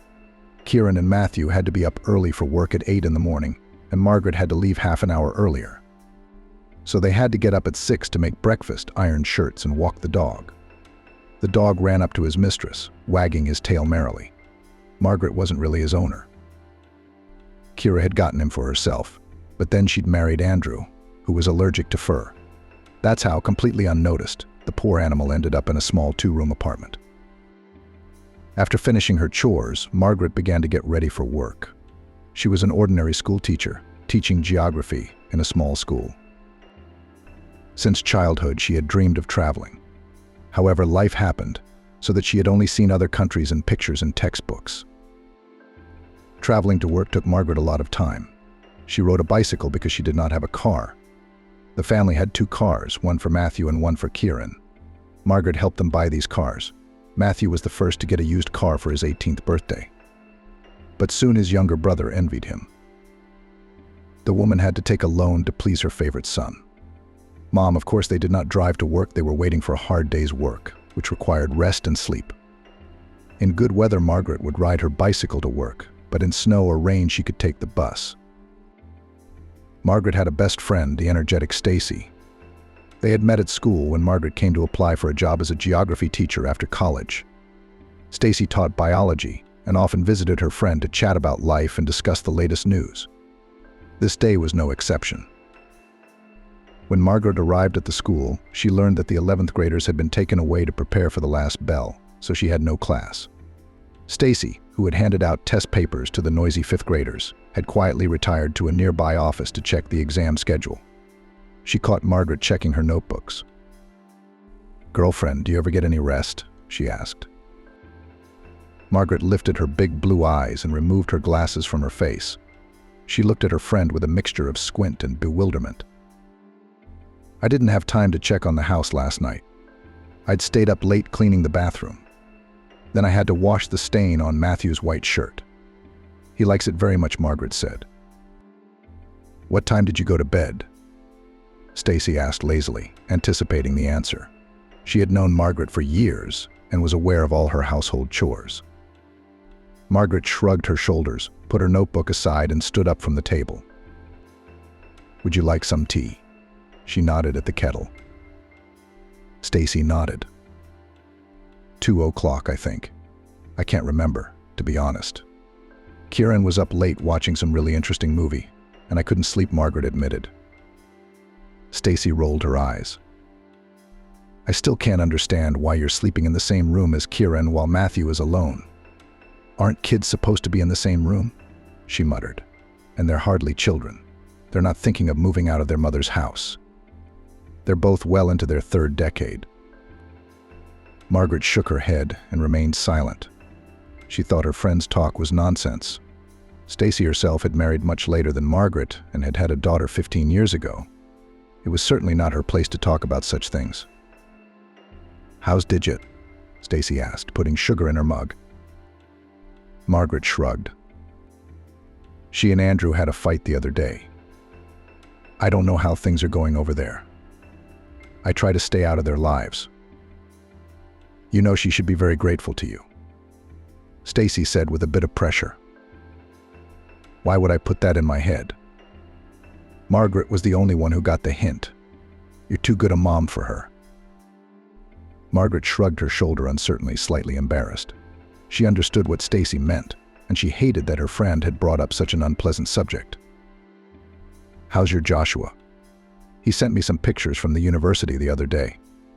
I'll show you." Stacy smiled and reached for her cell phone, which was full of pictures of her nephew at the university in the capital. Margaret came home before her sons for the first time in a long time. Usually she stayed up late with her failing students or checked a mountain of notebooks. Today she excused an 8th grade boy in honor of his birthday and left the notebooks behind. Then the next day, her daughter called and asked to meet. Kira didn't see her mother often, and this was an event for Margaret. She hurried home to make her daughter's favorite pie. Kira arrived early. Margaret had not yet had time to take the pie out of the oven when the doorbell rang. The woman hurried to open it, trying not to trip over the cachapuri running around her former landlady. On the threshold stood her tall, red-haired daughter in a beautiful red dress. The girl smiled at her mother and threw herself around her neck, comfortably intercepting the box of chocolates. "Mommy, I'm so happy to see you," Kira said enthusiastically. "What smells so good?" Margaret smiled and called into the kitchen. "Guess if it's my favorite cherry pie?" "Mommy, you're great. The girl rushed into the kitchen, petting the dog on the way. Margaret hurried to take the pie out of the oven before it burned. Kira started making tea. "How are you two doing?" Margaret asked, cutting into the steaming, flavorful pie. Kira smiled broadly and shrugged her shoulders. "Andrew and I made up. He gave me 27 roses in honor of the number of months we've been together, and then he took me to a rooftop restaurant. You should have seen how beautiful it was." Margaret smiled, happy for her daughter, and put the cake on the table. She sat down on a stool. Kira set out several fragrant mugs of tea and sat down opposite, settling herself deftly. "I haven't called them in a while," Margaret shrugged, setting the pie down for herself and her daughter. "Kieran's studying, he's almost done his diploma. And Matthew? I think he's got a girlfriend. But he won't tell me anything, can you imagine? Though I don't bother." "That's right," Kira nodded. "He's a big boy now. We're only a year and a half apart. I think he already knows what he should do with a girl." Kira laughed. Margaret picked up her laughter and shook her head. "You know, Andrew and I have decided to take out a mortgage so we can have our own place," her daughter continued. "Soon we will have children, and it is difficult to raise them in a rented apartment." "Why are you making excuses?" Margaret exclaimed. "It's all right. I raised you in a foreign city, in an apartment that didn't belong to us. So having your own apartment is the right thing to do." "Are you saying that to share or to get my approval?" Kira asked, setting the mug aside. The smile came off her lips. She looked out the window, then at the leg of the kitchen table, and finally shifted her gaze to her mother. "It's not one thing or the other, you know. To get a mortgage, you need a down payment. Andrew and I don't have that kind of money right now." Margaret left her cup of tea too and looked at her daughter carefully. "Do you want me to give you money?" Kira shrugged his shoulders. "I know you have some. You'll buy for a vacation abroad. There's not only money for vacations, but for a rainy day." Margaret said slowly. The joy of her daughter's arrival had already waned, and the woman spoke with a note of sadness, foreshadowing an unpleasant conversation. "Do you want me to give you the last of my savings?" "Not exactly," Kira answered. "How can I explain to you that we need that money? We need a place to live. As soon as Andrew gets his bonus, we'll pay you back a part of it, and then—" The woman raised her hand in front of her, asking her daughter to shut up, and pressed her lips together. She didn't like to say no to her daughter, couldn't stand saying no to her children, but sometimes she had to. "You haven't paid me back the money you borrowed for Andrew's car almost a year ago. You promised me that you'd give it all back to me with the bonus. And then it was vacation money too, the last one." Kira rolled her eyes. "Mom, you're being dramatic. You're the one who will remember every penny of it." Margaret grinned bitterly and shook her head. "I'm not reminiscing about every penny. I'm just asking you to be a little more attentive to your mother. You didn't even come to my birthday party. You forgot your brother's graduation and missed your grandmother's funeral." "I was working," Kira exclaimed. "So was I. But for some reason I always came to your birthday parties. And even when you and Andrew quarreled for the first time, and you sat and cried on the embankment in the rain, I took off work and came. Don't you remember that?" Kira looked away and pressed her lips together, just like her mother had done a few minutes ago. "So you won't give me the money then?" Margaret shook her head. Kira jumped up from her seat, nearly dropping her chair, and rushed to the door. "Thanks for your help, Mommy," the girl said, slamming the door. The woman lowered her head. Tears flowed from Margaret's eyes. She could no longer contain herself. Large salty drops fell on the white tablecloth. Her sobs could be heard throughout the apartment. Something clenched in the woman's chest, causing unbearable pain. In the evening, when Margaret had calmed down and was minding her own business, her sons returned. "Mom, are you home?" Nick called out. Margaret responded. From the kitchen, she was preparing dinner for her sons. "I asked you to iron the white shirt yesterday, and you ironed the blue one. Like a fool, I came to the open house alone in blue," Nick complained. The woman rolled her eyes tiredly. She probably would have tolerated it another time. But after her conversation with Kira, she'd been on edge. The white one hung in the closet. It wasn't that hard to get it out and iron it. It would have taken a couple minutes. Was it hard for you to memorize my request? She asked capriciously. Nick entered the kitchen. Margaret turned sharply in his direction and threw the towel back on the refrigerator. You're almost 22 years old. You're a grown guy, running around dating girls and looking for a prestigious job. And you ask your mom to iron your damn shirt. Are you going to hide behind your mother's skirt for the rest of your life, just like your bad father? Said the woman loudly, throwing off her apron. And you sleep in your brother's room now. I'm a grown woman and I want to spend my free time in peace, not listening to your conversations and watching movies at 2 a.m. Earthquakes are caused by the shifting of tectonic plates. The most seismically active zones in our country are Kamchatka and Sakhalin Island. There is also the largest volcano there, Klushevskaya Sopka. It is very dangerous to live there. There is a risk of an earthquake or volcanic eruption. Japan is also in a seismically active zone. Shifts of tectonic plates also cause the formation of large mountain massifs. The higher the mountain, the earlier it formed. So one plate is thrust over another, Margaret said slowly and measuredly, scrolling through her pen and occasionally looking out the window. Margaret liked to teach lessons, but sometimes she purposely forgot her homework and taught new material, ignoring the bustle and chatter of the students. There was a reason for that now. Her mind was reeling over the past day, and she couldn't figure out who was right and who was wrong. Margaret thought she had been too harsh with the children. After all, it wasn't Vincent's fault that she had forgotten about the white shirt. Kira was just beginning her adult life, and she needed her parents' support. Besides, comparing her son to his father was wrong. Margaret was sure she'd managed to raise her sons differently from their father, who'd abandoned the family for another woman. Vincent did sleep in his brother's room.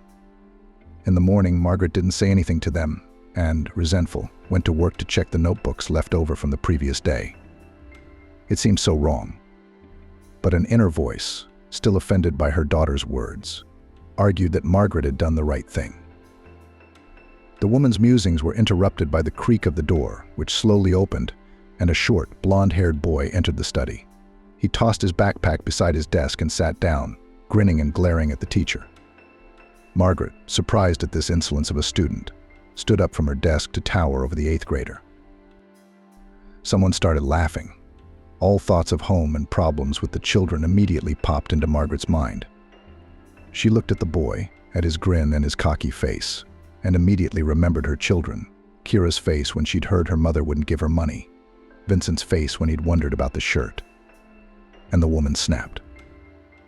"Swan, get up from the table quickly," Margaret said sternly, "or your parents will be called to the school, and you'll be out of here immediately." She glared angrily at the student. Every movement, every sound, every smirk, and every movement made her dislike him. "Really?" The boy grinned. "Do you know who my father is to talk like that?" "You spoiled Mama's boy, Swan." Margaret continued in a harsh tone. "Leave my office immediately," the boy said irritably. "What are you going to do? Drool on a child? You're a loser like all the teachers in this school, working for a pittance, dissatisfied with your life, hating children. I can tell you haven't had a man in a long time, Margaret." Margaret opened her mouth and gasped with indignation. Her hands clenched into fists. She looked at the boy and saw only evil incarnate. The woman grabbed the schoolboy's backpack with one hand, his ear with the other, and hurried toward the door. She almost threw the boy into the hallway, then threw his briefcase after him, which hit the concrete floor and the contents spilled out. "Get out, you little rascal," shouted the woman. "Shove your insolence where you belong, and don't you dare come to this office again. You nasty, brainless boy." Margaret slammed the door angrily. To her surprise, there were shocked teachers standing in the hallway. The woman shifted her gaze to the children and saw the frightened looks on their faces. They looked at her with fear, clutching at their desks. Margaret sighed and returned to her seat. The students ducked into their books. After all that had happened, Margaret pondered the boy's words. He had a point. The teachers at the school worked for low wages, tolerated the insolent remarks of the students, and were unhappy with their lives. Every day she watched herself, Stacy, and the other co-workers. They were all terribly tired, with lots of problems at home and at school. Someone who had succumbed to life's hardships, the kids were afraid. Some who chose tactics of indifference, the kids loved. The second option belonged to those teachers who happily went home, letting the children go home a few lessons early, not conducting tests and talking to them on extraneous topics. Oh yes, those kids loved them. True. Then in colleges and universities, they cried about not knowing English or physics. The reason was the teachers who chose their peace. But those who tried to give children knowledge were not loved. And Margaret was one of those who tried to combine the two tactics. Margaret meekly tolerated the attacks of students like that blonde-haired, bald-headed boy Swan. She went along when kids asked to be let off early on Fridays, or the last day of the quarter, while still trying to teach lessons and provide knowledge. The woman never thought the day would come when her kindness would only lead to trouble. There were few students like Swan, but the few that did take advantage of her teacher's kindness grew more and more insolent as time went on. The school disliked teachers most of all because of such children, and they turned into strict, uncompromising people who wanted only to leave their hated jobs as soon as possible. Swan, however, was a special case. His father, a local politician, had a lot of power and initially gave his son to a prestigious school, where everything was presented to such children on a platter. However, after another scandal involving the son of the mayor of a neighboring town, in order to save his place, the politician had to transfer the boy to a regular school. Of course, at first Swan was difficult to adapt, but he soon realized that you can trump the influence of his father and actively used it. Teachers let him get away with everything, children avoided him, and everything was relatively calm. Until Margaret took umbrage, she was in a bad mood because of personal problems. On a normal day, I would probably have gently reprimanded the boy for being late so as not to create conflict, she thought. But this time I couldn't help myself. After class, as Margaret was about to go home, she was called to her office by the principal on the school radio. Those teachers who were still in the school saw the woman off with pity as she walked down the corridor. One even patted her on the shoulder. Joshua knocked on the open door and Margaret stepped inside. The principal was a short, gray-haired old man with a bald spot on his head, sitting in a high office chair, rubbing his forehead with a wrinkled hand. He looked up at the teacher who entered and put on his half-rimmed glasses, looking at her carefully. Margaret, hello, Joshua said hello and pointed to a chair in front of the desk. Margaret nodded and sat down. Is this about Swan? Joshua nodded. I'm sorry, Margaret. I remember you as a girl when you came in after college with a baby in your arms. I remember everything you did for the school. But you realize we don't need conflict with a powerful man.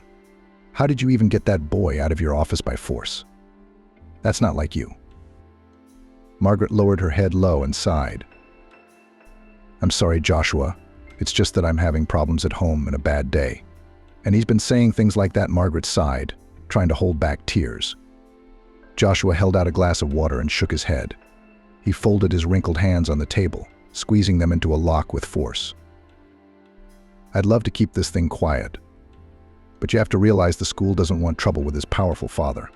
We'll lose funding and be plagued with inspections. All the teachers will be sent in for background checks. It's easier for me to leave the school, Margaret concluded quietly, taking a drink of water.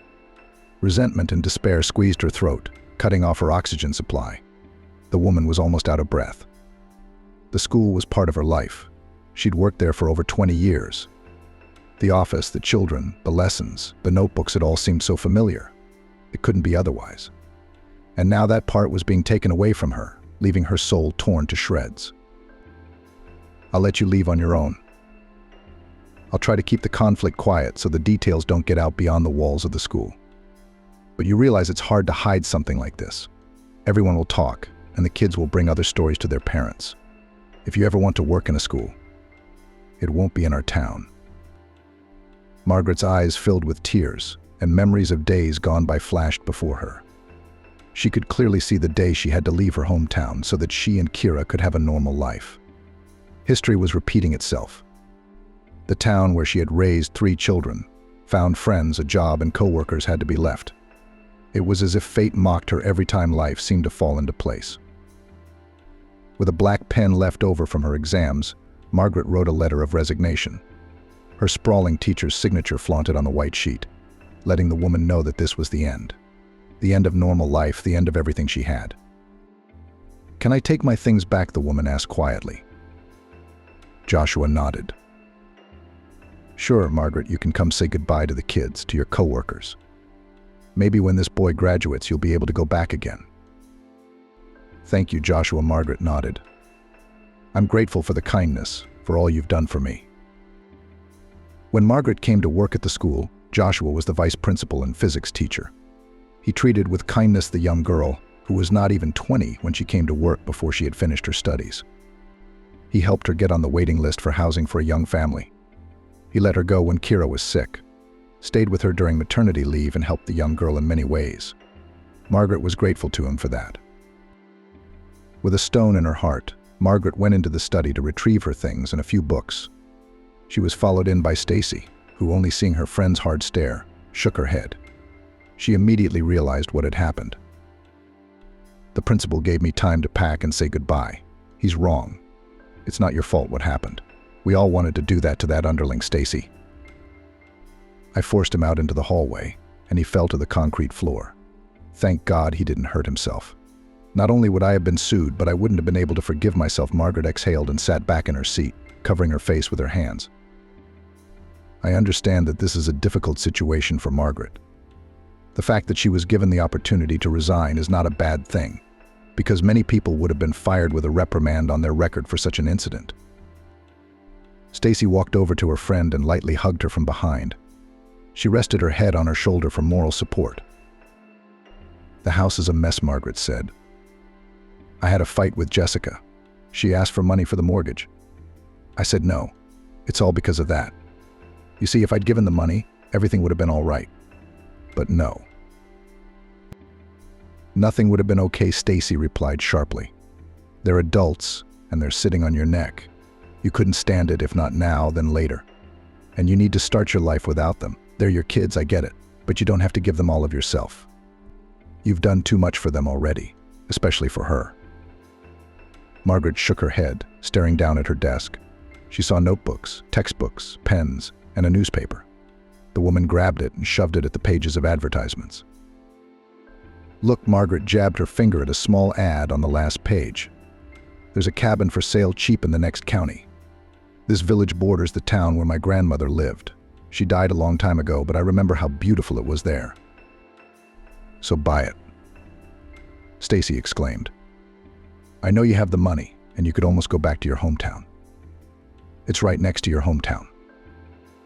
Margaret nodded. "You can start a new life away from the children of powerful people who don't know how to raise them. Do you think it's worth it?" "The peace of mind?" Margaret asked thoughtfully. "Yes," replied Stacy with conviction. Stacy's husband Jason helped Margaret move things into her new home. The woman had packed everything up while the children were out of the house. She left them a short note and left, determined to start a new life. It seemed so strange at 40+ years old to start over. Stacy didn't understand her friend's worries, but she kept cheering her up. The house was not far from Margaret's hometown. A 40-minute bus ride would take her to the cemetery where her mother and father were buried. I realized that for Margaret it was a difficult but exciting start to a new chapter in her life. Although the cottage seemed a little dilapidated, it had potential. Jason said it could be repaired, the roof could be fixed, the kitchen floor could be redone. There was gas, the walls were solid, and there was even some furniture left. The man shifted his gaze to the broken chair Stacy sat in. Almost whole, he grinned. "How's your money doing?" Jason asked. Margaret shrugged. "I spent most of it on the house, of course, and haven't added to my savings in a while. However, it will be enough for the first time. Maybe I can even pay for the roof repairs. Do you think that's expensive?" Jason scratched the back of his head and looked at the roof. "If you hire a crew, it's not cheap. But you can find local men in the village and they'll do it cheaper. The main thing is not to hire drunks, they will sing more than work." Margaret grinned. "I'll know. Okay, thank you guys. You've been a big help." Stacy waved goodbye to her friend and got in her car. She had to get to the rehearsal for the 9th grade prom. Margaret stepped out of the house and looked around more closely. It was small, 4 rooms, a bedroom, a kitchen, a bathroom, and a hall. There was also a small porch, but it was a summer porch. Consider it for a separate room, she thought. It seemed to the woman that she was very lucky to buy a house for such a small amount of money. When she asked the seller why it was so cheap, he said that the village was dying out. The school might be closed soon. No one wants to buy houses there. Besides, he had gotten the house by chance from a deceased great-aunt, so he didn't value it much. There was a lot of work to be done to improve the house, but Margaret was ready for it. She was alone at last. Margaret spent more than 3 days cleaning the old house. On the 4th, she left the most difficult part of the job, the attic. She was afraid to go up there. It didn't look safe, and it was much dirtier than the other rooms. It looked like no one had been up there in 20 years, if not more. The woman set her bag down beside her and slowly climbed through the trapdoor in the ceiling. Margaret almost fell in, but when she found herself at the top, she realized there was more work than she thought. The attic was full of boxes and old trunks where women had stored their belongings long ago. Margaret decided to start sorting through the boxes to throw away anything that wasn't needed. Rolling up her sleeves, she sighed and sat down on the dusty floor. The first 3 boxes were of women's things. The 4th contained children's toys. Margaret took them apart at first, winding up dolls and wiping down dusty cars. But then she gave up the useless endeavor and left the box. Another box had albums of photographs. Margaret leafed through them, marveling at the happiness of the people in the pictures, and set them aside. The farthest box was small and light. Margaret opened it and aghast. On the very top was a wooden frame containing a picture of her sister Vivi and a strange guy. They were hugging and looking happily into the camera lens. "Vivi," Margaret whispered with shaky hands, snatching the photo away. The girl looked exactly as she remembered her long, thick black hair, dark eyes, sharp facial features, and a narrow nose. Margaret hadn't seen her sister in over 25 years. She was sure she was dead. Seeing a picture of Vivi happy seemed very strange and brought bitterness to her soul. Margaret pulled out the frame and saw a small wooden box with 2 letters VI carved into it.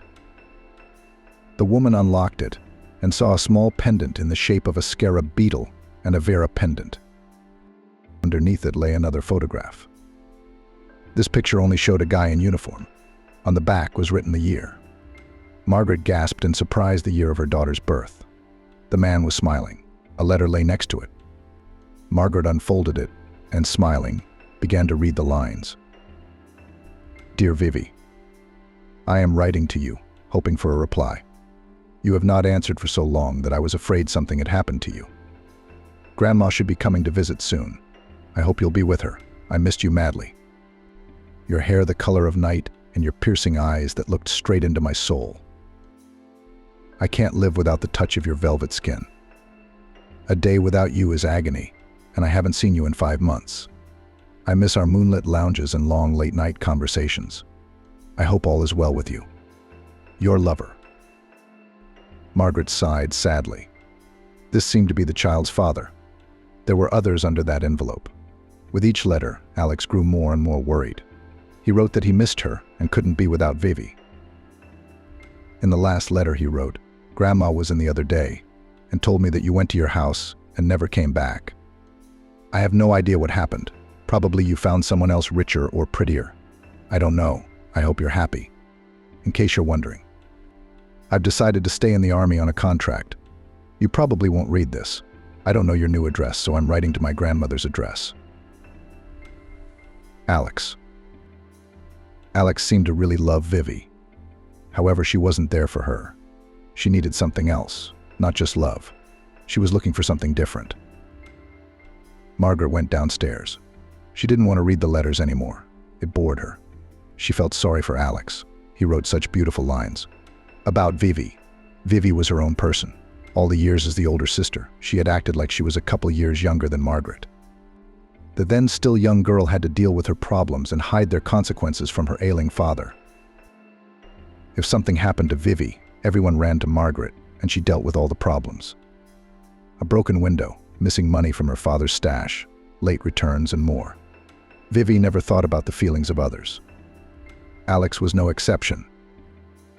Margaret cooked potatoes and cucumbers she'd bought from her neighboring grandmother on the old, salted stove and sat down to dinner. The food, however, did not go down her throat. She looked at the seemingly appetizing potatoes and cucumbers, but could not swallow a bite. Everything seemed terribly bland and unpalatable. The reason for this was thoughts of her sister. Margaret hadn't seen her sister in over 25 years. She didn't even know if Vivi was still alive. Now her conscience began to plague her for that. Vivi was her sister, whatever she was, and so she couldn't just abandon her. "We have to find her," Margaret said firmly, and took a bite of cucumber. A clear plan formed in Margaret's mind. She saw no obstacle to finding her sister. The letters had stirred her soul. The next morning, Margaret went upstairs to go through the boxes looking for something that might help find Vivi. There was nothing useful in the letters. At the very bottom of one of the boxes, however, was an old notebook with lots of numbers and addresses in it. The numbers were probably invalid. It had been so long, but the addresses could be verified. Margaret could safely say that the book belonged to her sister. She could recognize Vivi's crooked handwriting from 1,000 sprawling letters in the long, intricate curls. At the very end of the book was a name, Diakova Janie. Next to the name was written, "Call." Help Vivi had a habit of signing everything she could so she wouldn't forget. She always carried a notebook with her and wrote in it the names of suitors, the places and times she met them, so she wouldn't get them mixed up. Margaret had laughed at this habit before, but now she realized there was nothing wrong with it. She tore out the sheet with Janie's name on it and stuffed it in her pocket. Sure, it had been a while, but maybe this Janie could help find Vivi. The woman finished all the chores around the house. She asked her neighbors for the best bus ride to the address in the book and planned the trip. She left early the next day. Margaret was glad to be back in her hometown, to walk through familiar places from her childhood, and to remember the past. The woman walked past the school and smiled as she saw the windows of her class and remembered her graduation. She had been predicted a successful future then. Margaret knew what university she was going to attend and was seriously preparing for the exams. And then what happened happened. The house she needed to go to was on the very outskirts of the city. The poorest families lived in that neighborhood. In Margaret's class, only 2 classmates were from that neighborhood. They walked around in shabby clothes and often bruised. Both dropped out of school after 9th grade and moved into the dormitory. Margaret hoped that their lives were better than during their high school years. The basement where Janie's apartment was supposed to be was doorless. Margaret walked slowly inside, looking around cautiously. "We'll put it up soon," said the man smoking on the bench hoarsely. He smelled foul, probably of alcohol and cheap cigarettes.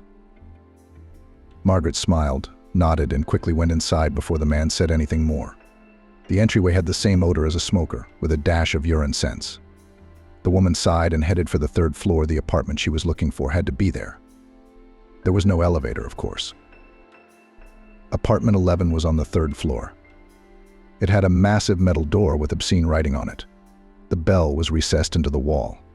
Margaret pressed the button and carefully removed her hand. It was unknown if it worked or not. A moment later, she heard heavy footsteps and grumbling outside the door. "Who's in there?" The door swung open. A tall, full woman with disheveled hair, wearing a laundered bathrobe with a grease stain on her chest, stood on the threshold. "Hello. Are you Janie Diakova?" Margaret smiled. "Why?" The woman looked her over from head to toe.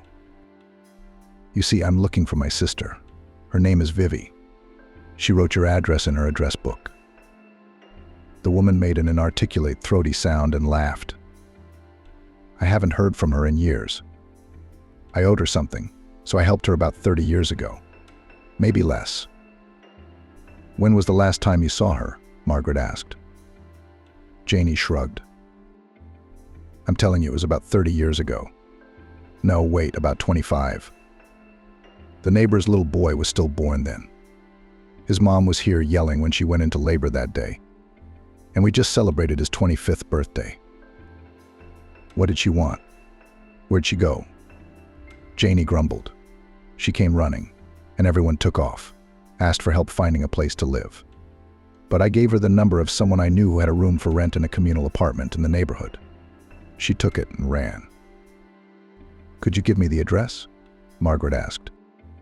Janie grinned and held out her hand. "We don't give out information for free." Margaret rolled her eyes but reached into her purse. She pulled out a 3-0 bill, handed it to the woman, and tilted her head.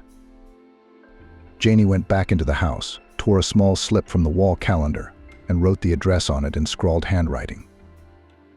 "Here you are, Snow White. You're the only one who has nothing to catch there." The woman shrugged her shoulders. "Why not? I heard she got married, so I don't think she's ever been in this dump. It's been so many years yet." Margaret had been told that phrase too often lately. She braced herself, snatched the paper with the address out of the woman's hand, and walked away. "Thank you," Margaret mumbled politely. She wanted to wash up after being in that entryway, so she went home. She'd have time to go to the address. The next day, Margaret went to the school to ask about the vacancy. She had no intention of going home. Of course, the kids called her, but she didn't answer. That's what Stacy had said. Her opinion was one the woman usually listened to. Of course, it was heavy on her heart that she hadn't answered her sons. However, for the first time in a long time, the woman felt free. The school was small, 2-story, with windows open everywhere. May was hot, and there were children with countenances running in the street. Next to them was a short woman with white hair and wearing a long skirt. She was giving instructions and periodically approached the girls who were planting flowers. "Petrova, haven't you ever planted flowers? What is this? You should have covered it all the way with earth," the teacher said. Margaret chuckled softly and walked over to the woman. "Excuse me, could you tell me where the principal's office is?" she asked. "Good afternoon," the teacher smiled. "Are you someone's mom?" "Oh no, I wanted to get a job," Margaret replied. "My children are grown up now. I just moved to your village and I need a job. I thought you might have something here," Margaret told the teacher. "Are you a geographer by training?" "Oh, we have a vacancy for a geographer. But you could go and see Kieran Vincent and see what you can find. First floor, 3rd office. Go in and walk straight ahead. His door's on the left. Don't miss it." Margaret nodded gratefully and went into the school. The principal's door was indeed where the woman had said. Margaret knocked. "Come in," came a muffled voice. "Hello, my name is Margaret Swan. I'm a geography teacher. I've just moved here and I need a job." Esmeralda nodded and smiled broadly. "My name is Esmeralda. I'm the headmistress. Sit down. Tea, coffee?" Margaret shook her head and sat down. "The geographer's place is unfortunately taken. But we have a vacant place for a teacher of technology and labor." "And you will hardly agree to teach Russian?" Esmeralda clarified. Of course, Margaret nodded. "Isn't there a technology class there? Isn't it?" "Taina taught that. She's a biologist, but she can't work 2 jobs. You know, she teaches everyone biology, and she's the class teacher. She's also the head teacher. You know, it's a lot of work." "Then I could take the place of the technology teacher," Margaret smiled. "Would you?" Esmeralda shook her head. "There's no point in signing you up now. Let's start with the new school year. But you probably need a job right now, don't you?" "That would be nice," Margaret grinned, remembering how much money she had left in her account. "We're short a teacher at the day camp in July. Would you agree?" Margaret nodded. Esmeralda took out a blank sheet of paper and wrote something on it. "You will collect the list of documents, pass the commission, and you can come. I'm processing you. You're just in time. Wouldn't you know it, Margaret? They're going to close our school. You see, not enough students, not enough students, not enough teachers. But no. New people are coming to the village." Margaret smiled. "Yes, it's very beautiful here. If it's no secret, where did you move to?" "The 15th house on Oktyabrskaya Street," Margaret answered. "Taina's house. We remember her. She didn't have children of her own, but she always had a lot of kids coming to see her. Her nephews used to come. She'd invite the village kids, give them all a treat. She was a kind woman. May she rest in peace." Don't you remember? Esmeralda asked. She didn't have a girl who lived here. About 25 years ago, tall, bald, with big eyes. And a girl like that. I remember Alex's fiancée, Tana's nephew. She was a strange girl. I never liked her. I was a little older myself. She was like, I don't know. What's your point? Did you find the pictures in the attic? Margaret shrugged and got up from her chair. Thank you for your help, Esmeralda. I'm going to go get the paperwork together. Margaret cheerfully walked out of the school and headed home. She had a home, she almost had a job, and maybe soon she would find her sister. Suddenly something niggled inside, as if warning her. But the woman paid no attention. She only smiled at the sight of children running around the schoolyard. The house at the address Janie had given her was the same as her own, except there was a door in the entryway.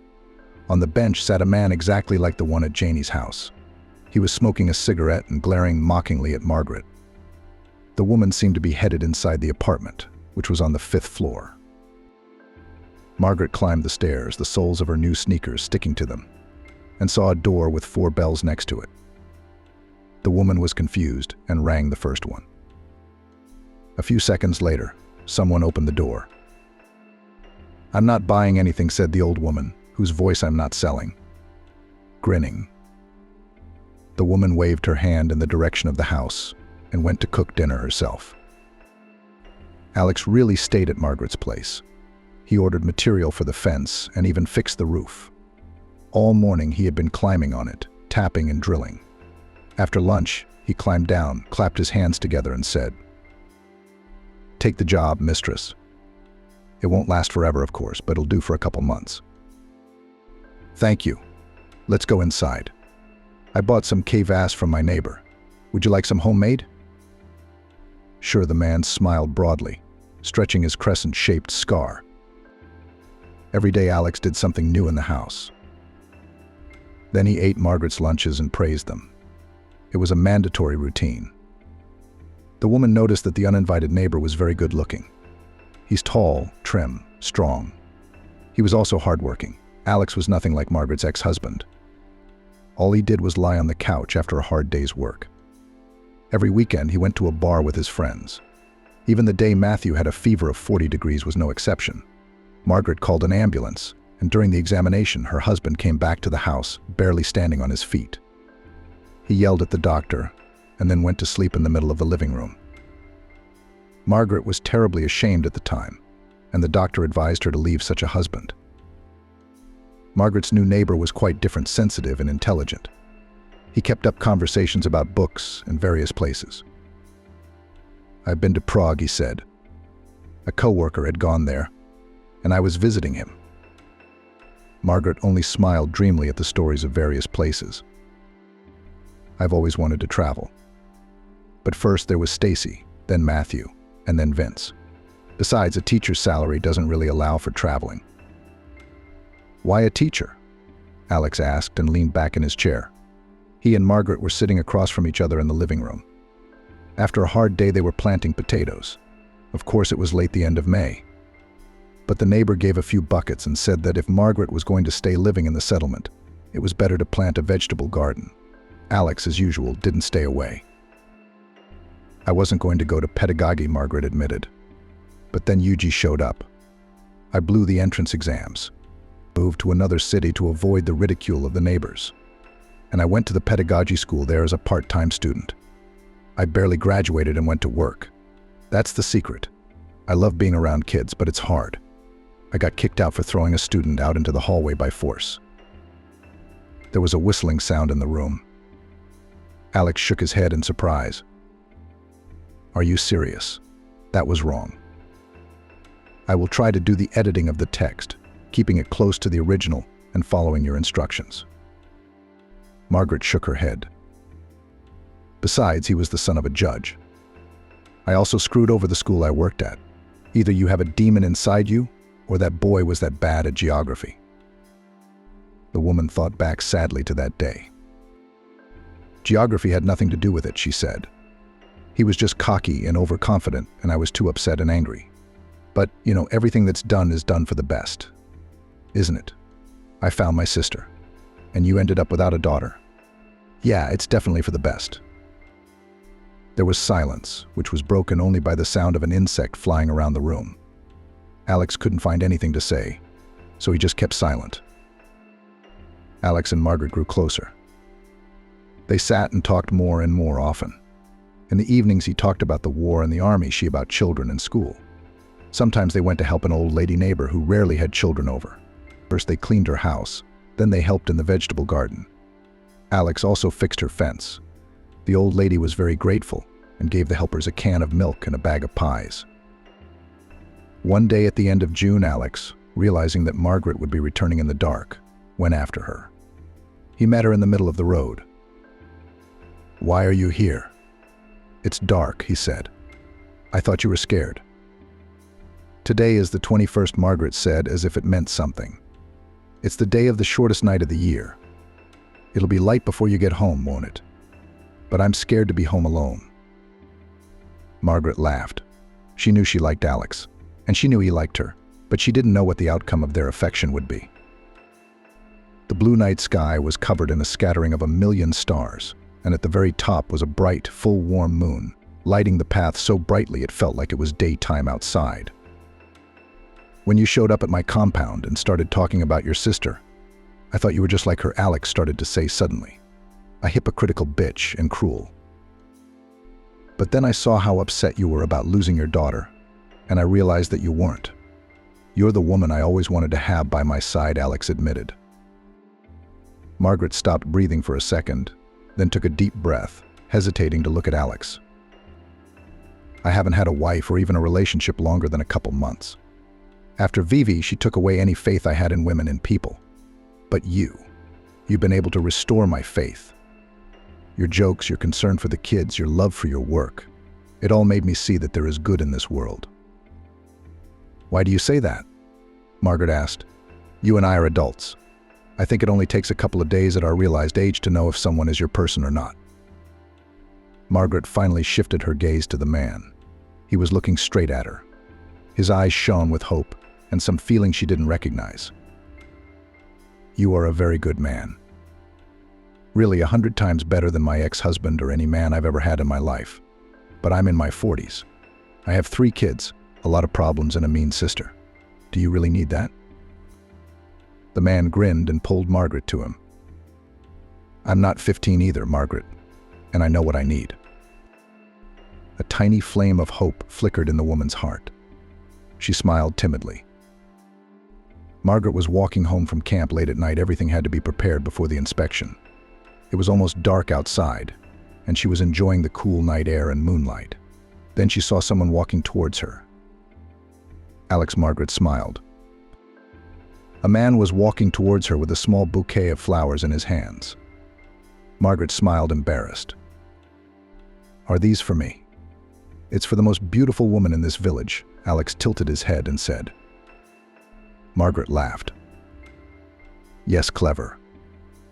Very clever. Thank you." Alex smiled back and put up his elbow. Margaret put her hand on it. "Shall we go for a walk? Only if it's to the house. I don't have the energy at all." Here's how I can edit the continuation of the text. "Can you believe we've cleaned everything we can?" Margaret said. "I don't think a cleaning lady cleans that much in a year. We also put on everything we can in the compound before the inspection. One time they made us clean with a jump rope. Can you believe that?" Margaret laughed. "And we took a test before camp that had a question about how to sanitize baby nipples. And camps from the age of 7? How stupid is that?" Alex shrugged. The phone rang. Margaret pulled the phone out of her pocket and gasped. "It's Kira," the woman whispered, and took a step backward out of weakness. Alex picked her up, afraid she would fall. With a trembling hand, Margaret pressed answer. "Hello, Kira." "Yes, me. Who are you? Where's my daughter? What? How long?" "Let me talk to her. Please, Kira." Margaret put the phone down and looked at Alex in confusion. Her eyes were filled with fear, pain, and confusion. "She's been kidnapped," Margaret said quietly. "They told me to pay $1.5 million in cash. They said they'd send me an address. We have to go to the police." gathering, Alex said. Margaret shook her head, and the sobs came out again. They said that if I go to the police, they wouldn't spare her. Alex sighed, taking the woman under his arms and leading her home.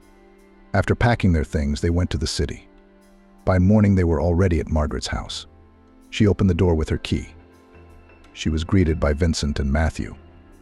The boys were hugging their mother and looked worried. "Mom, we can't reach Linky. It's been 2 days for Andrew, too," they said. "What are you all so excited about?" shouted a cheerful voice from the kitchen. A woman in a red leather jacket came out into the corridor. The girl wanted to go for a walk. "And you're already shouting. She won't have to live her life with that face." Margaret stared at her sister and threw herself at her. She caught hold of her dark hair and pulled. "It was you, it was all you. You're the reason she stopped talking to me. You're the reason she was taken away. It's all you," Margaret screamed. The sons and Alex barely pulled Margaret away from Vera. Alex wrapped his arms around the woman, pressed her against him, and began to whisper soothing words in her ear. Margaret began to calm down. "You're crazy," Vera shrieked, standing up. Vincent and Matthew looked at each other. "Mom, are you saying she's been kidnapped?" they asked. "She already said that," Alex said a little harshly. "We got a call for ransom." "What makes you think it's my fault?" Vera asked. "Because there's no one else," Alex said again. "You're the only one here who has gotten involved with dangerous people." Vera tilted her head and looked into the man's face. "Alex, what are you doing here?" Alex clenched his jaw, remaining silent. "Guys, get her out of here. Otherwise, I can't vouch for myself," he said. Matthew nodded at the door. Faith opened her eyes wide. The boy took her gently under his arm and led her to the door. "Go to your brother's, Vera. You'll be better off there. No one needs you here. We only put up with you because of Linda." Vera adjusted her bag on her shoulder, hummed, her chin high, and walked quickly away. She was out of sight. A few minutes later, Vincent, Matthew, Alex, and Margaret were sitting at the table in the kitchen. Vincent was making tea while the others talked quietly. There was a cell phone in the middle of the table. Suddenly it rang. Margaret grabbed it and pressed the answer button. "Yes, the money. We don't have the whole amount. Give us time," she said. "Okay, we'll find it all. Is Linda alive? Let me talk to her." "Daughter, are you all right?" Margaret fell silent. Dropped, Vincent concluded and put the tea on the table. "Mother, calm down. Did you hear Linda's voice?" Matthew asked. Margaret nodded. "She was so frightened. I can't. Where can we get so much money? Can we sell the cars?" Matthew shrugged his shoulders. "No," Alex said sharply. "I've already called my friends from the army. We'll do everything." The woman jumped up from her seat and grabbed Alex's hands. "No, you're not a robber. She's my daughter, but she's your daughter too," the man objected. "You raised her for years, didn't you?" "Don't you dare," Margaret shouted. "We'll find the money, we'll pay the ransom." "Sell the cars," she ordered her sons. The boys nodded. "Is the whole sum here?" Margaret asked, wrapping her trembling hands around the bundle. She was breathing hard and looking around. Matthew nodded. "Mother, make it look easy, please. I'm carrying money to ransom my daughter. Do you really think I can be calm? I can't be calm on principle." The guy shook his head. "Good luck to you." Margaret nodded and walked forward. She had to save her daughter, even if she had to give up all the money to do so. Kira's life was the most important thing. The criminals called and told her to bring the money to the safe deposit box at the airport. Where to pick up Kira, they would tell her later. Margaret walked uncertainly through the airport trying to find the safe deposit boxes. She walked to the right one and slowly opened it, putting the money inside. She slammed the metal door shut and headed away without looking around. The phone vibrated and Margaret jumped in surprise. It was a text message with an address a few blocks from the airport. The woman rushed to the car where her son was waiting for her in Alex's car. "Matthew, let's go. I'll show you the way," she said. The boy started the car and they started. In just a few minutes they were there at the old abandoned factory. Margaret jumped out of the car and rushed inside. Matthew hurried after her. They searched every floor and even the basement, but the girl was nowhere to be found. Margaret screamed until she was hoarse, but there was no answer. The woman turned to her son and began to slowly slide down the cold wall. "Kira is gone. We've lost her, Matthew. We've lost our little girl. Matthew, what am I going to do?" she moaned. The boy looked around confused. He shouted again and then picked up the mother and walked her to the car. While they were looking for the girl, the sun had set and it had gotten completely dark. Matthew dialed Alex's number. "Uncle Alex, it's empty," he said. "What about you?" Alex asked. "That we're on our way." They found her. Matthew smiled. About 20 minutes later, the car with Matthew and Margaret pulled up to a cottage village. There were several police cars parked near one of the houses. The blinkers were on and there were uniformed men everywhere. Vincent, surrounded by several large men, stood beside one policeman and said something. In the ambulance, wrapped in a blanket, sat Kira. Margaret saw her and rushed over to her. She tripped and fell on the cold grass. Matthew helped his mother up and they ran to the girl. "Kira." Margaret grabbed her daughter's face. "Are you all right? My good girl. Who was that?" Kira saw her mother and started to cry, wrapping her arms around her. "Mommy, they were alone in the apartment, and they grabbed me. Who let them in?" Margaret screamed hysterically. She's Vivi. She let them in. She owes them a lot of money. I became the bait to get you to pay and repay her debts." Margaret ahed and staggered back, grabbing her son's arm. "Are you sure of that?" "She told me herself." Kira nodded. Matthew, hearing his sister's words, rushed to call Alex. "She's gone, neither at home nor at Kira's. I will personally find her and tear her to shreds." He gritted his teeth. Kira nodded and hugged her mother. Vincent walked over to Margaret and took her aside. She needed rest. "You know about Vivi?" The woman nodded. "Her accomplices told me. She sold them her daughter. I can't believe it. How cruel and insane do you have to be?" "She's always been like that," Margaret exhaled. "Do you know how she found Kira?" "She snuck into your house to find your residential address and followed it. Kira was just at the guy's place." Margaret shook her head in surprise. "You were right. She's a terrible woman." A year later, a high fence stood outside a small house with a new red roof. A variety of flowers grew in the garden. A woman in a green dress jumped out of the house. "I have to go, Vincent." "It's your first day as a geography teacher," Stacy smiled. "You have 40 minutes before school starts." Vincent caught up with the woman and pulled her close. "You're too early, and I still have half an hour before work." Stacy laughed and waved her husband away. "Look, I have to go, but I'll be home early. We have to go to Emily's tonight. We're going to be grandparents soon, aren't we?" Vincent frowned. "You're not a grandmother, you're the most beautiful girl." "I haven't been a girl for too long, and you're going to have to accept that." Stacy laughed. "You're going to be the youngest and most beautiful grandmother in the world."